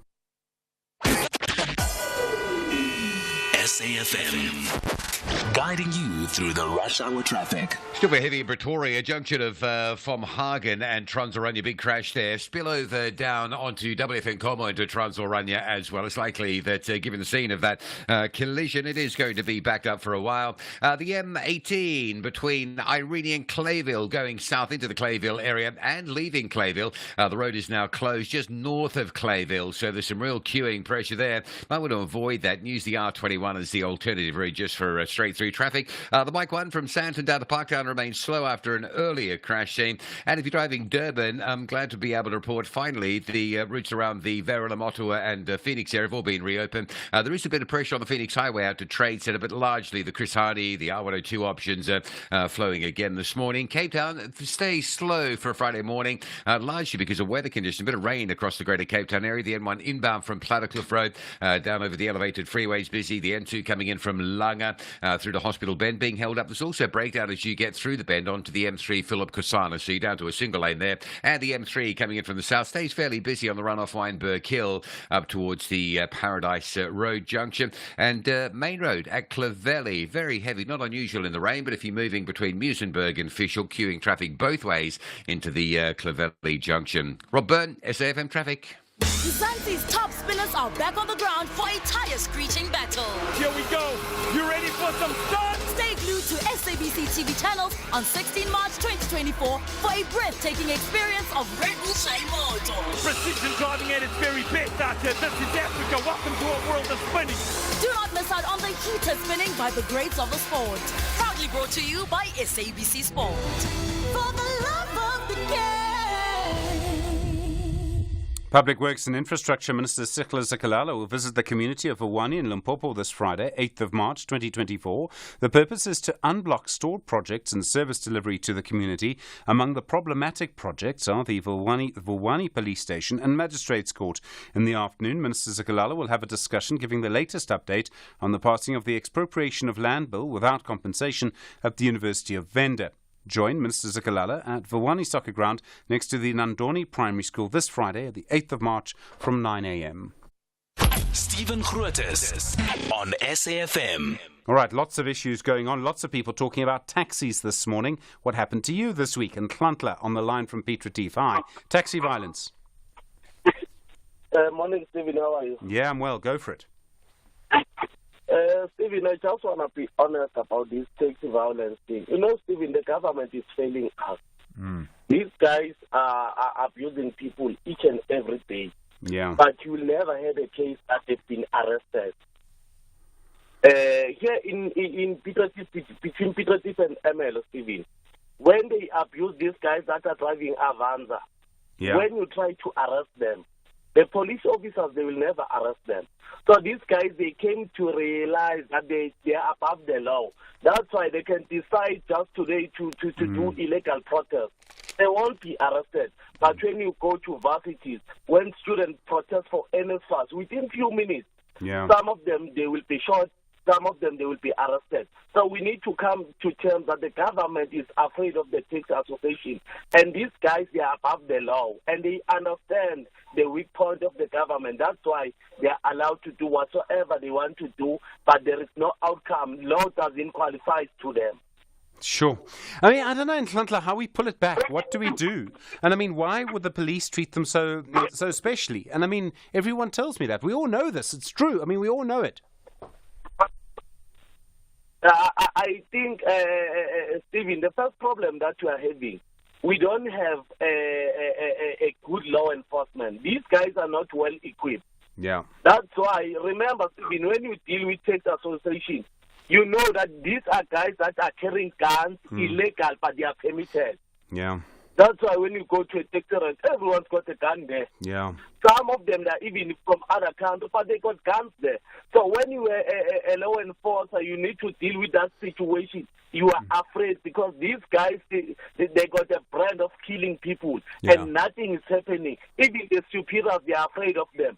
So just imagine, as the community, what are we going to do? Because it tells us that the government that's supposed to protect us, because the Constitution doesn't apply to these guys, Stephen. I bought my own car. I got the right to decide who do I give the leave without consulting to any association. When you're a taxi owner, when you buy a taxi, Stephen, you don't buy a taxi for me. That's your own business in terms of how are you going to pay the installment. But when you fail to pay the installment, you begin to bully people around, and the Constitution that's supposed to protect those people it's not valid anymore. And these guys, they are aware. That's why, Stephen, we are not going to win this bet until our government decides to take responsibility and deals with these guys.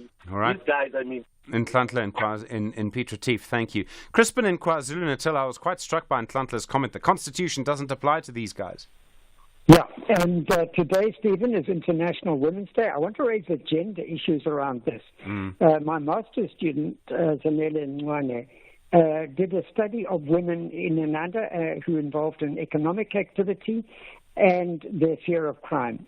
The issue of transport, their vulnerability on transport is huge. In one case, a guy dropped off his partner, who was a woman in the study, in the township, and on his way out, he was stopped by these men from the taxi association. They demanded 5,000 rand. He said, "I'm just dropping off my partner."